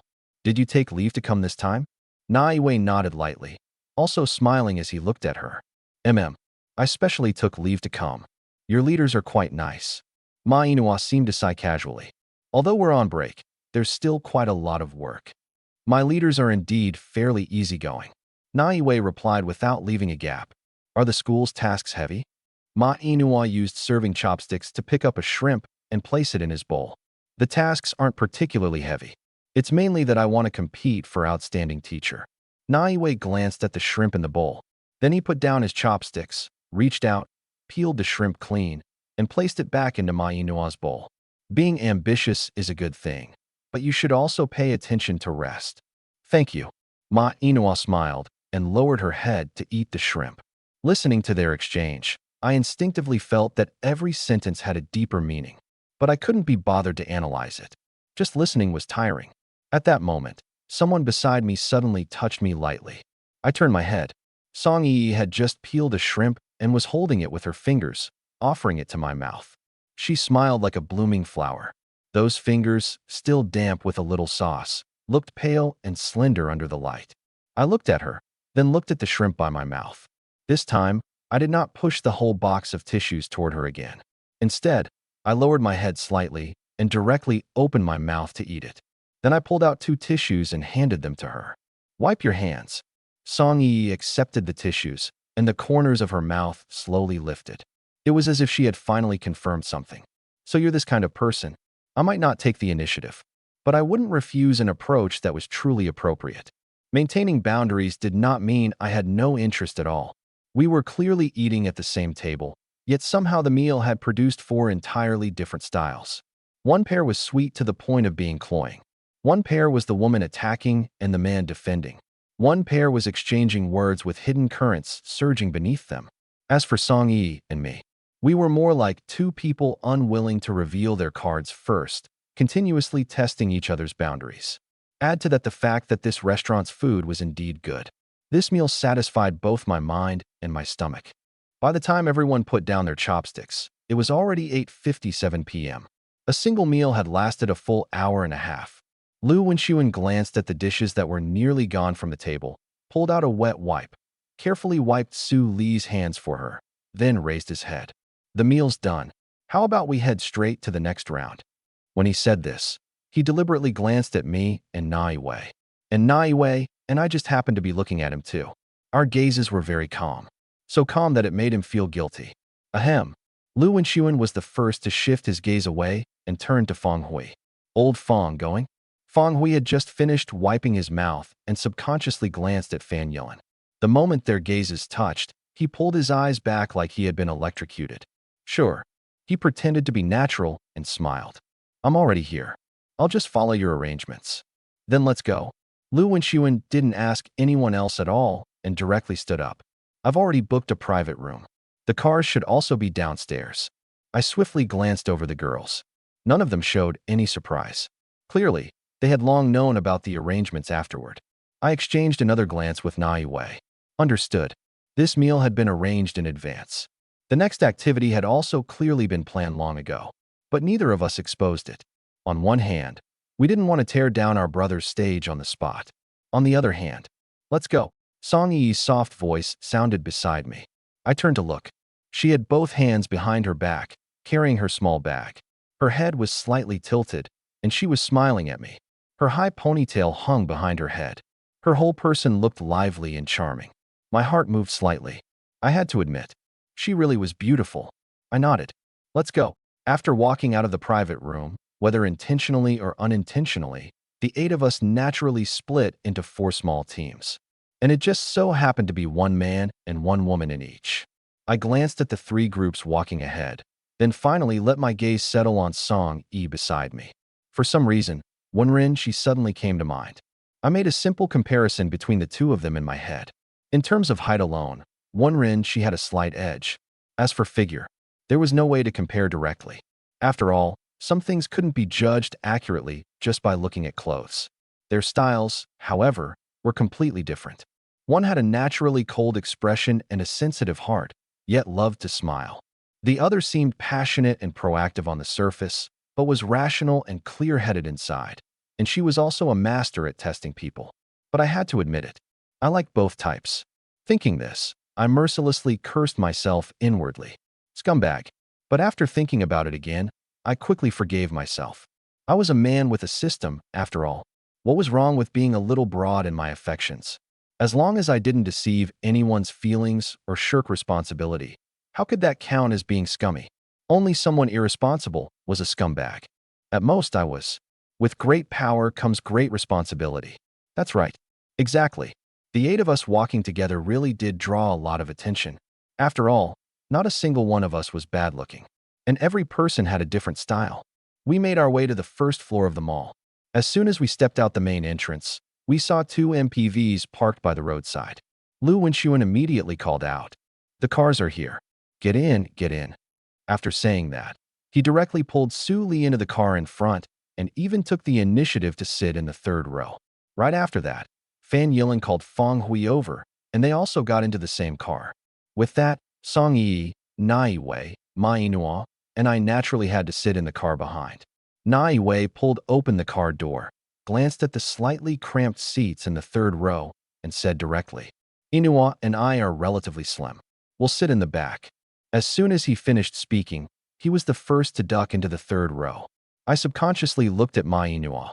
She still wore her standard smile. Without refusing, she followed him in. Seeing this scene, I almost burst out laughing. Nai Wei's actions looked like he was giving up the better seats. As for what he actually meant, probably only he himself knew. Still, I really did admire Lu Wenxuan a little. This guy had actually managed to pair everyone off perfectly. Calling him Cupid reincarnated wouldn't be an exaggeration. "Let's get in too." Song Yi stood beside me. I smiled and nodded. "Let's go." Everyone here was an adult. The girls had known in advance what today's gathering was for, and Nai Wei and I had already seen through Lu Wenxuan's arrangements. So there was no awkward silence in the car. The 4 of us chatted quite pleasantly. It was just that the ride wasn't long. The conversation had only just started to open up when the car had already stopped. A server took the initiative to open the car door from outside. After getting out, I looked up and realized that our destination was a KTV decorated in a modern minimalist style. Lu Wenxuan still led the way in front. He went to the front desk to confirm the private room. Then we followed the server inside. The moment the door opened, my steps paused slightly. The private room was huge. On the 3 glass tables pushed together, everything had already been laid out. Beer, baijiu, red wine, foreign liquor, everything one could ask for. Besides alcohol, there were also peanuts, fried peas, popcorn, boneless chicken feet, crispy pork strips, and all kinds of snacks. Even game props like dice, playing cards, and a roulette wheel had been prepared very thoroughly. I looked around, then turned to Lu Wenxuan and gave him a thumbs up. "Well, you prepared everything pretty damn thoroughly." Whether that sentence had a double meaning or not, he definitely understood. But Lu Wenxuan pretended not to hear it. He laughed twice, then pulled Su Li to sit at the innermost side. "Everyone sit. Don't be shy. It's my treat today. If anything's not enough, just scan the code and order more." I looked toward Nai Wei. He happened to be looking at me too. The instant our gazes met, the same idea popped into both our minds. But there was no rush. Now wasn't the time to carry it out yet. If Lu Wenxuan noticed too early, he would definitely raise his guard. Everyone sat down one after another. Although the seating in the KTV was different from when we ate, the overall arrangement still hadn't changed. The 4 pairs still sat together. There was even a tacit bit of distance left between each pair. "We're all on the same side here, so I won't stand on ceremony." Lu Wenxuan got up and walked toward the song selection console. From the looks of it, he was already preparing to unleash his mic hog mode. Su Li immediately followed him. "Put on Slowly Falling for You for me. That's my classic song." "Already did." Lu Wenxuan answered with a smile. "It's the first song." Su Li immediately beamed. Her wavy curls swayed gently with her movements. She raised both hands and made a heart at Lu Wenxuan. "Love you." Lu Wenxuan reached out, pretended to grab that heart, and stuffed it into his pocket. Watching this scene, I felt both happy for him and a little helpless. I really didn't expect this. I shook my head. "So this is what you're like when you're in love." My tone and expression were all seen clearly by Song Yi. Her eyes turned slightly. The next second, she suddenly leaned closer to me. "What about you?" Her warm breath fell beside my ear. My ear instantly itched, and my body instinctively tensed. I turned my face to the side. Song Yi was close enough to touch.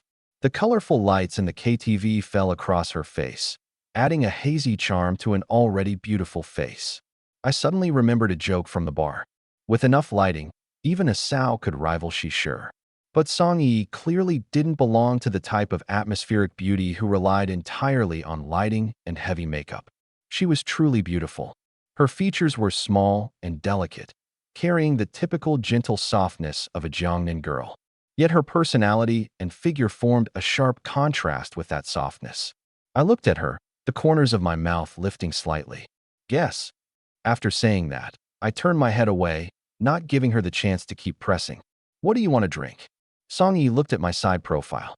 The competitiveness in her eyes seemed to grow even stronger. Anything. She answered with a smiling expression. I'll drink whatever you drink. I had originally been about to grab some beer. Hearing that, my hand paused slightly. And it wasn't just me. Feng Hui and Nai Wei, who were sitting nearby, also turned their heads at the same time and glanced at Song Yi. There was actually a trace of pity in their eyes. But very soon, the two of them withdrew their gazes as if nothing had happened. Song Yi didn't notice. I turned my head and looked at her with a faint, ambiguous smile. You sure? She sensed that something about my tone was off. Especially after seeing the teasing curve at the corner of my mouth. A bit of vigilance clearly rose in her heart. But she wasn't planning to retreat before the fight had even begun. After all, she was very confident in her alcohol tolerance. Of course.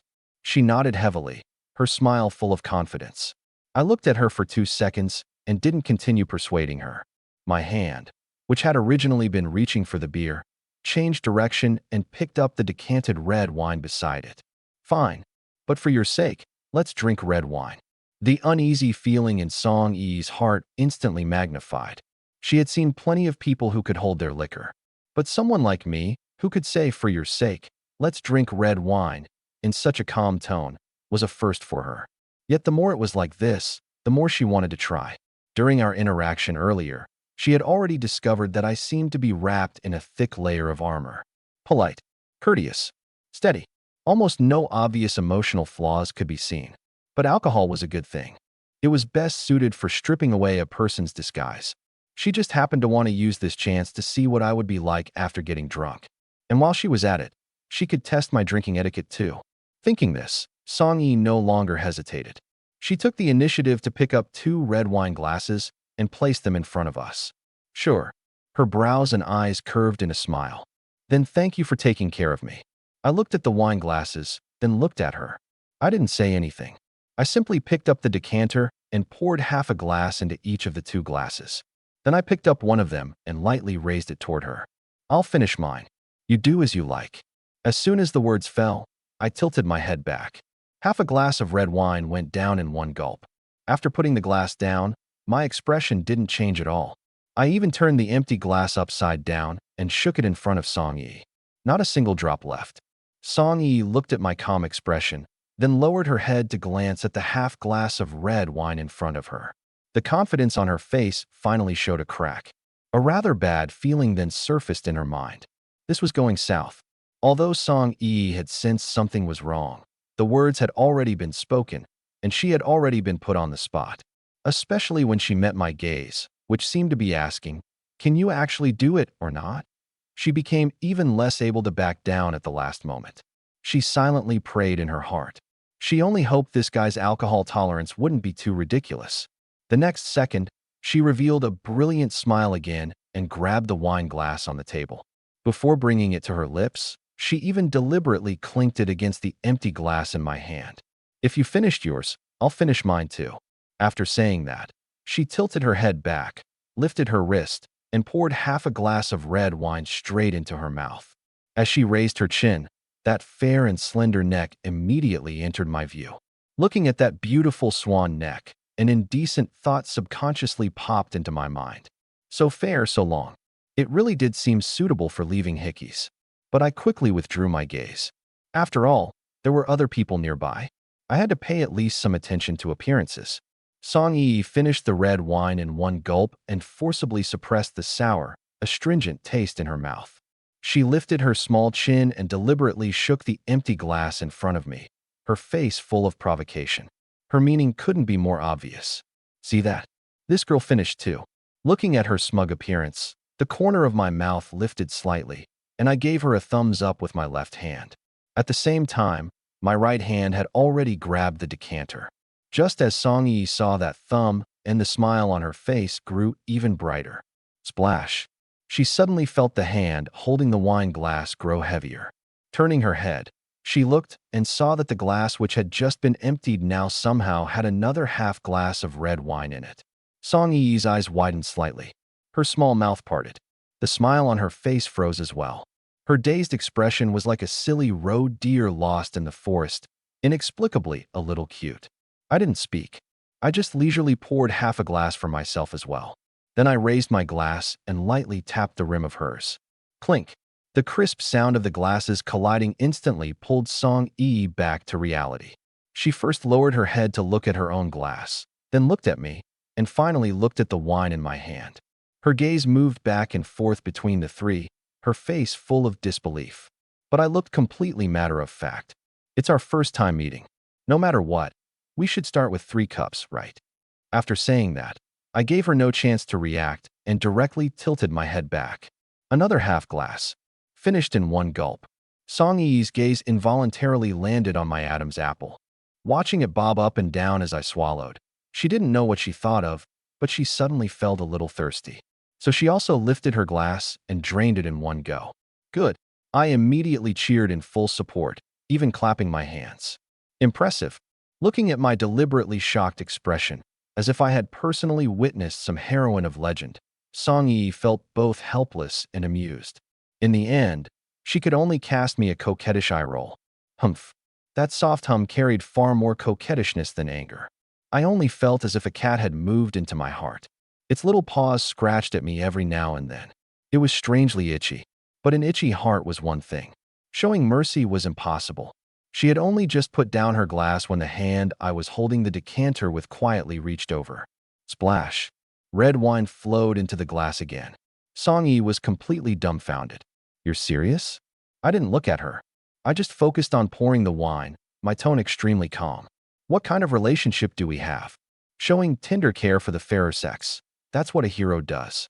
Being reluctant to let a goddess drink. That's what a simp does.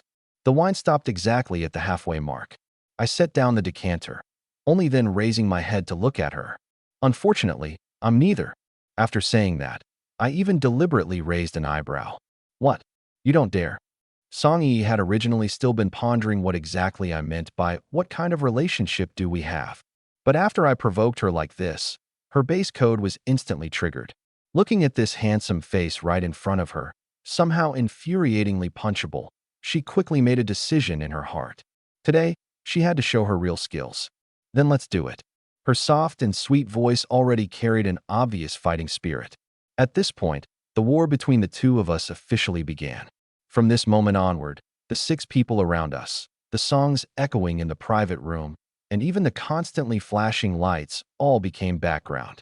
Only 2 things remained in our eyes: the alcohol filling the table, and the determination to drink the other person under the table.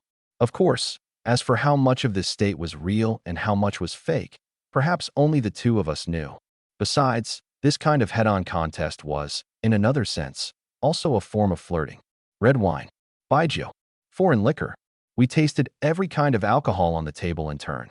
After finishing 1 bottle of each type, our battlefield shifted to beer.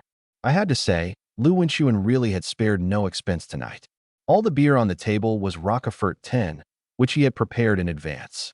As bottle after bottle of beer went down, both our conditions also began to change. My face was already slightly flushed, but my eyes were still clear. What a joke. The limit of the human constitution index was only 100, and I had a full 90. A mere half bottle of baijiu, half bottle of red wine, half bottle of foreign liquor, plus a dozen or so bottles of beer. What could that do to me? But Song Yi was completely different. A clear blush had spread across her cheeks, and her eyes gradually became misty, as if covered by a hazy layer of water. Without realizing it, the final 40 centimeters of safe distance between us had completely disappeared. My leg was pressed tightly against hers. Even though the air conditioning in the private room was turned up quite high, I could still feel the warmth coming from her through our pants. At first, I still had some reservations and would deliberately move aside a little. But I didn't know whether she was doing it on purpose or not. Whenever I moved a little, she followed a little, always staying pressed against me. Later, I simply stopped dodging.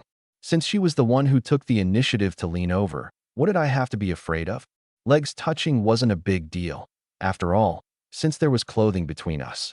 What was truly somewhat excessive was her upper body. Because the two of us were sitting too close, Song-yi had practically pressed her entire body against my side. The faint fragrance was right beside me. The occasional soft sensation was even harder to ignore. For a moment, I really couldn't tell whether she was drunk or not. Unfortunately, because we were sitting so tightly together, my left arm had nowhere to hide. It could only be forced to endure this sweet torment. What are you thinking about? Song-yi's voice had already taken on a slightly sticky quality. She raised the beer bottle in her hand. Finish it. Clack. The two beer bottles collided in midair. When I turned to look, she was already gulping down the beer from the bottle. Judging from her posture, she was clearly planning to finish it in one go. Your competitive spirit really is strong. I shook my head helplessly and also raised the newly opened beer in my hand. I couldn't lose to a woman, right? But I had only drunk halfway when a warm body suddenly crashed into my arms. The next second, two soft mounds landed on my legs. My movements abruptly froze, and I immediately put down the beer bottle I hadn't finished. I lowered my head and looked. Song-yi had already fallen sideways onto my lap. She was still holding that unfinished bottle of beer in her hand, the liquid dripping from the mouth of the bottle onto the floor. As for her eyes were already closed, her small mouth slightly parted, and her breathing looked very steady. It seemed like she had fallen asleep just like that. Looking at this scene, I was a little dumbfounded. As expected of young people. Asleep just like that. Looking at Song-yi lying on my lap, I suddenly felt a little at a loss. I subconsciously turned my head to look around. Only then did I realize that there was actually no one left in the private room. 6 living, breathing people had left at some unknown time. The seats on both sides were empty, and there was very little alcohol left on the table. Only a few scattered glasses and empty bottles remained. Fuck, I couldn't help cursing. But everyone had already run off. What could I do? I lowered my head and glanced at Song-yi, who was still lying on my lap, falling into thought. What should I do now? Take her away directly? Or send her home? The key was, I didn't know where she lived at all. Helpless, I could only reach out and pick up my phone from the table. At a time like this, I at least had to contact Lu Wenxuan or Su Li. After all, Song-yi was Su Li's best friend. I couldn't just randomly leave her here. But after the phone screen lit up, I realized there were already 3 unread messages in WeChat. They were from Lu Wenxuan, Feng Hui, and Na Yiwei respectively. I opened Lu Wenxuan's message first. Su Li and I left first. We can't stay up late these next few days. Tomorrow during the day, there are still all kinds of wedding details to follow up on. If we keep staying up, our faces will be swollen by then, and we'll have dark circles too. It won't look good. After reading this message, it was as if countless question marks instantly popped up over my head. The wedding is still a few days away, and you're already starting skincare today? Is that reasonable? Besides, won't you be wearing makeup then? What dark circles can't be covered? I shook my head speechlessly, then opened Feng Hui's message. Yilin said she's never had authentic Northeastern barbecue before, so I took her to that place we used to eat at all the time. Looking at this message, I couldn't help sneering. Fine, fine. A solid block of wood finally blossoming is one thing. But now you've even sold out the secret base, huh? Complaining was complaining, but I still replied to him. For the oysters, you have to order the garlic vermicelli ones. Steamed ones have no flavor. You hear me? Originally, I hadn't wanted to bother with him. But as a veteran foodie, I had to defend the bottom line of good food. The last message was from Na Yiwei. His content was very brief. Inua has never experienced a late-night movie before. I'm going to watch one with her. Although the her in the message wasn't named, who else could it be besides my Inua? I glanced at the time. It was already 10:30. Fine. Each and every one of you leaves without saying anything and insists on sending a message instead. Huh. I complained aloud, but my fingers quickly operated on the screen. Only after a full 5 minutes did I put the phone away. Then I turned sideways, stuffed my phone back into my pocket, and carefully helped Song-yi sit upright. First, I draped one of her arms over my shoulder and picked up her little bag. Then I slid one hand under her armpit, letting her lean against my chest, while my other hand passed under the bend of her knees. With a slight exertion of strength, almost without any effort, I lifted her into my arms in a bridal carry. A faint scent of gardenias instantly entered my nose. I suddenly felt as if I had also become a little drunk. Not drunk on alcohol, but drunk on the soft sensation in my arms and that lingering fragrance. I subconsciously moved my nose, then looked around the private room. After confirming nothing had been left behind, I directly carried Song-yi out. A young man carrying a beautiful girl in yoga clothes through a KTV corridor full of people naturally drew particular attention. But I didn't react to any of the gazes around me. Where did life get so many spectators? If others wanted to look, then let them look. It wasn't as if I'd lose a piece of flesh. Just treat them like cabbages by the roadside. Welcome back next time. Accompanied by the server's farewell, I carried Song-yi to the entrance of the KTV.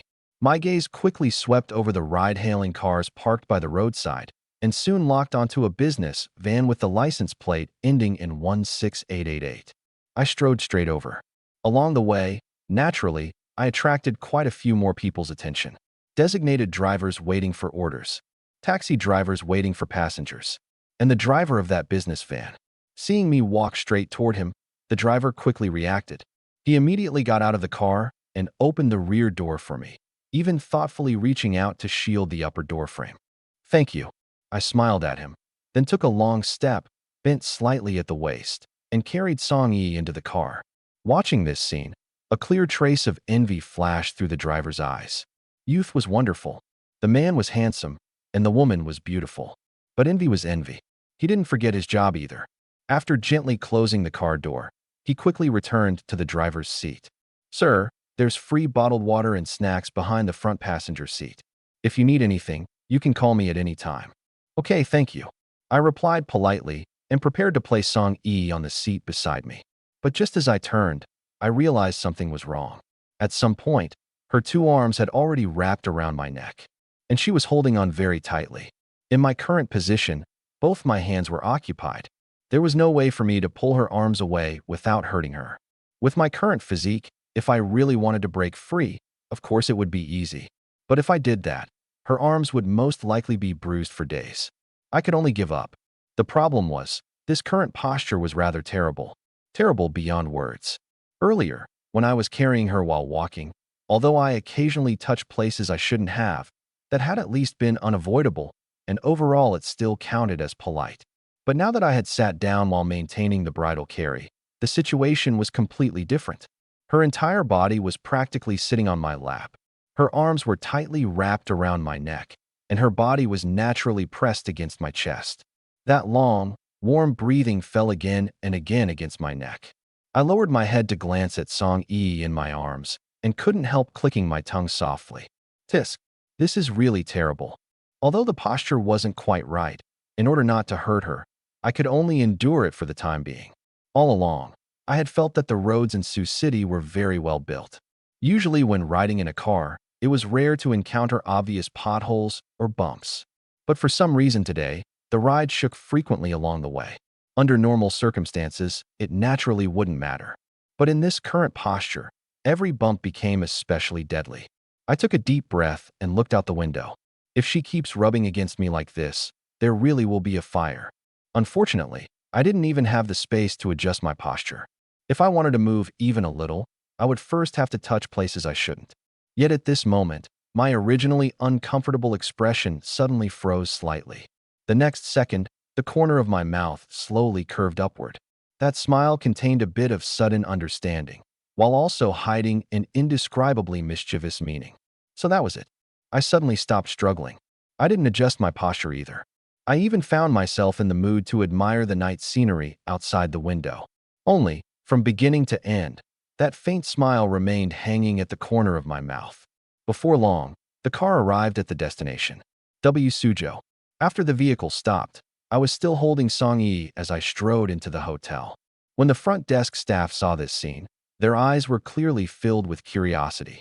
But I had to admit, professionally trained people really were different.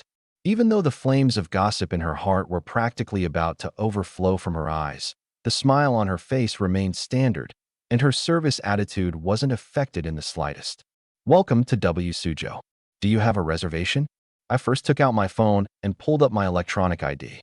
Then I found Song Yi's ID card from her bag and handed both over. "I reserved a suite." "All right, sir. Please wait a moment." The front desk took the IDs and quickly searched in the system. Before long, she looked up again.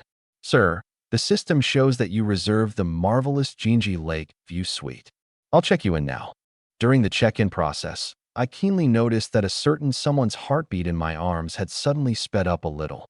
The corners of my mouth slowly lifted as well, because that accelerated heartbeat didn't belong to me. "Sir, this is your room key." The front desk handed over the key card. "The room is on the 33rd floor. Please follow me." She made a welcoming gesture, then walked to the elevator, opened it for me, and used her staff card to activate the button for the 33rd floor. Carrying Song Yi, I strode into the elevator. The elevator ran very smoothly. My hands were just as steady. But in the enclosed and quiet space, certain originally faint sounds seemed to be infinitely magnified.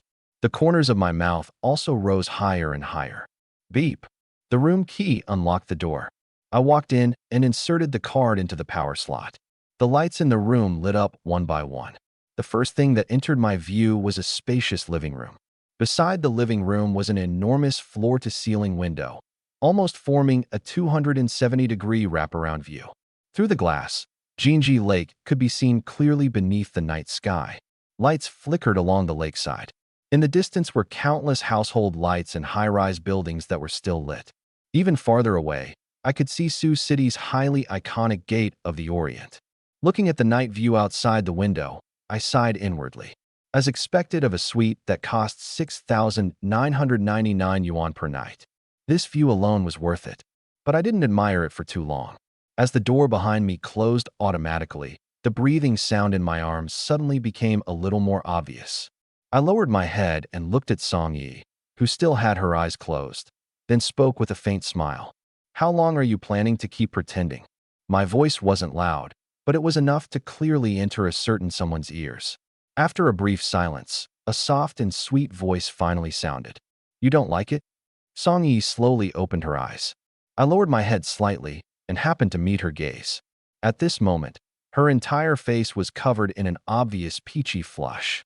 That wasn't only because of the alcohol, nor was it only because of the intimate contact throughout the car ride. It was also because we were now simply too close.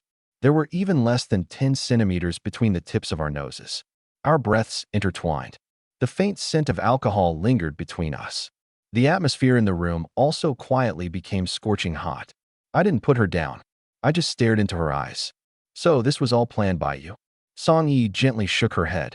"No, it was just a spur-of-the-moment idea."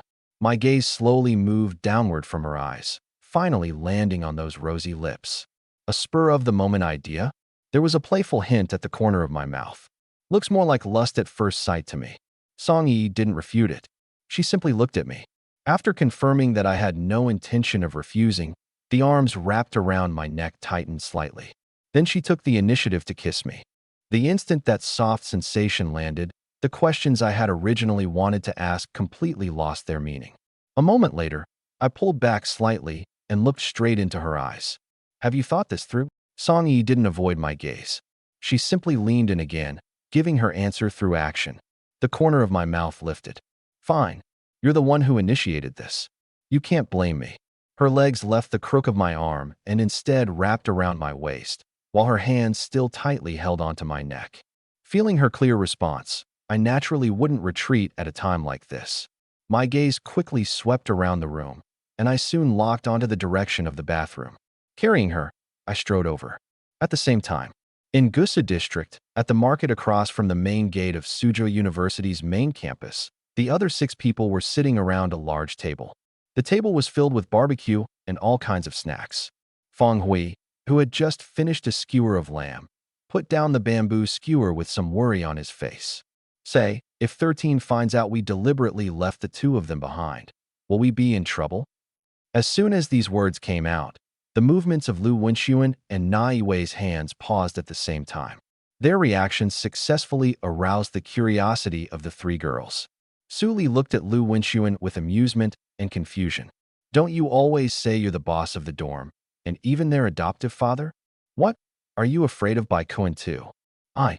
Lu Wenchuan subconsciously wanted to refute her, but when the words reached his mouth, he hesitated for a long time and ultimately couldn't say them.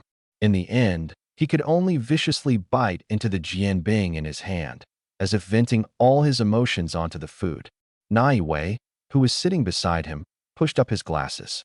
Actually, there is a little fear. As soon as he opened his mouth, the three girls' gazes immediately all fell on him. Nai Wei recalled for a moment, then slowly said, "The one that left the deepest impression on me was still that incident in our sophomore year. At that time, the four of us were basically inseparable. Whether we were attending class or skipping class, we always stuck together. One day, the three of us went to the classroom first to save seats, while Baikuin was responsible for buying breakfast. While queuing, someone cut in line and happened to cut directly in front of Baikuin. If that person had cut into someone else's line, Baikuin most likely wouldn't have bothered. But unfortunately, that person cut in directly in front of him. And it was an 8 a.m. class that day. Baikuin has morning grumpiness. Every time he has to get up early, his temper becomes very bad. So, he did something to the person who cut in line. Nai Wei always spoke in an unhurried manner. Suli became anxious listening to him and couldn't help urging, "What exactly did he do? Hurry up and say it. With your slow way of talking, only Inua could put up with you." Nai Wei smiled and didn't argue. Ma Inua, who was sitting beside him, turned her head to glance at him, then continued looking at the snacks on the table as if nothing had happened. "Forget it, I'll tell it." Lu Wenchuan put down the jianbing in his hand and brushed the crumbs off his fingertips. Baikuin is actually quite good-natured most of the time. He has an indifferent attitude toward many things, and most of the time, he can be considered a good person. But he has one flaw. Not only is he scheming, he also holds grudges. At that time, Baikuin merely raised his head and glanced at the guy who cut in line, then memorized his face. After buying breakfast and coming to the classroom, he didn't get angry, nor did he find someone to fight. He just lowered his head and fiddled with his phone. In the span of one class, he dug up that guy's background completely. All I can say is, that guy himself wasn't exactly a good person either. His ass really wasn't clean. Once Baikuin investigated, he directly found quite a bit of dirt. Then he contacted someone he had met while working part-time before and asked that person to register a throwaway account no one had used before, then post all that dirt on the school forum. Although those things didn't involve anything illegal, they were disgusting enough. Not long after, that guy was completely socially dead at school. Lu Wenchuan picked up his jianbing again. That's why old Fong is worried about whether we'll suffer retaliation. After hearing the whole story, the three girls were clearly somewhat shocked. On the contrary, Fong Hui and Nai Wei looked very calm, still eating skewers as if nothing had happened. Su Li quickly thought of her best friend, and her face immediately showed a bit more anxiety. Baikuin is that scheming? Then will he be unable to beat him at his own game? Lu Wenchuan turned his head to glance at her. Is there a possibility? Those little tricks of hers never fooled Baikuin from the very beginning. Fong Hui had just finished eating the grilled shrimp Fan Yilin had fed to his mouth. Hearing this, he nodded very seriously. Then that depends on her acting skills. Nai Wei added from the side. But in my opinion, it's probably not a question of who outplays whom. He pushed up his glasses, his tone meaningful. It's more like a meal delivering itself to the door.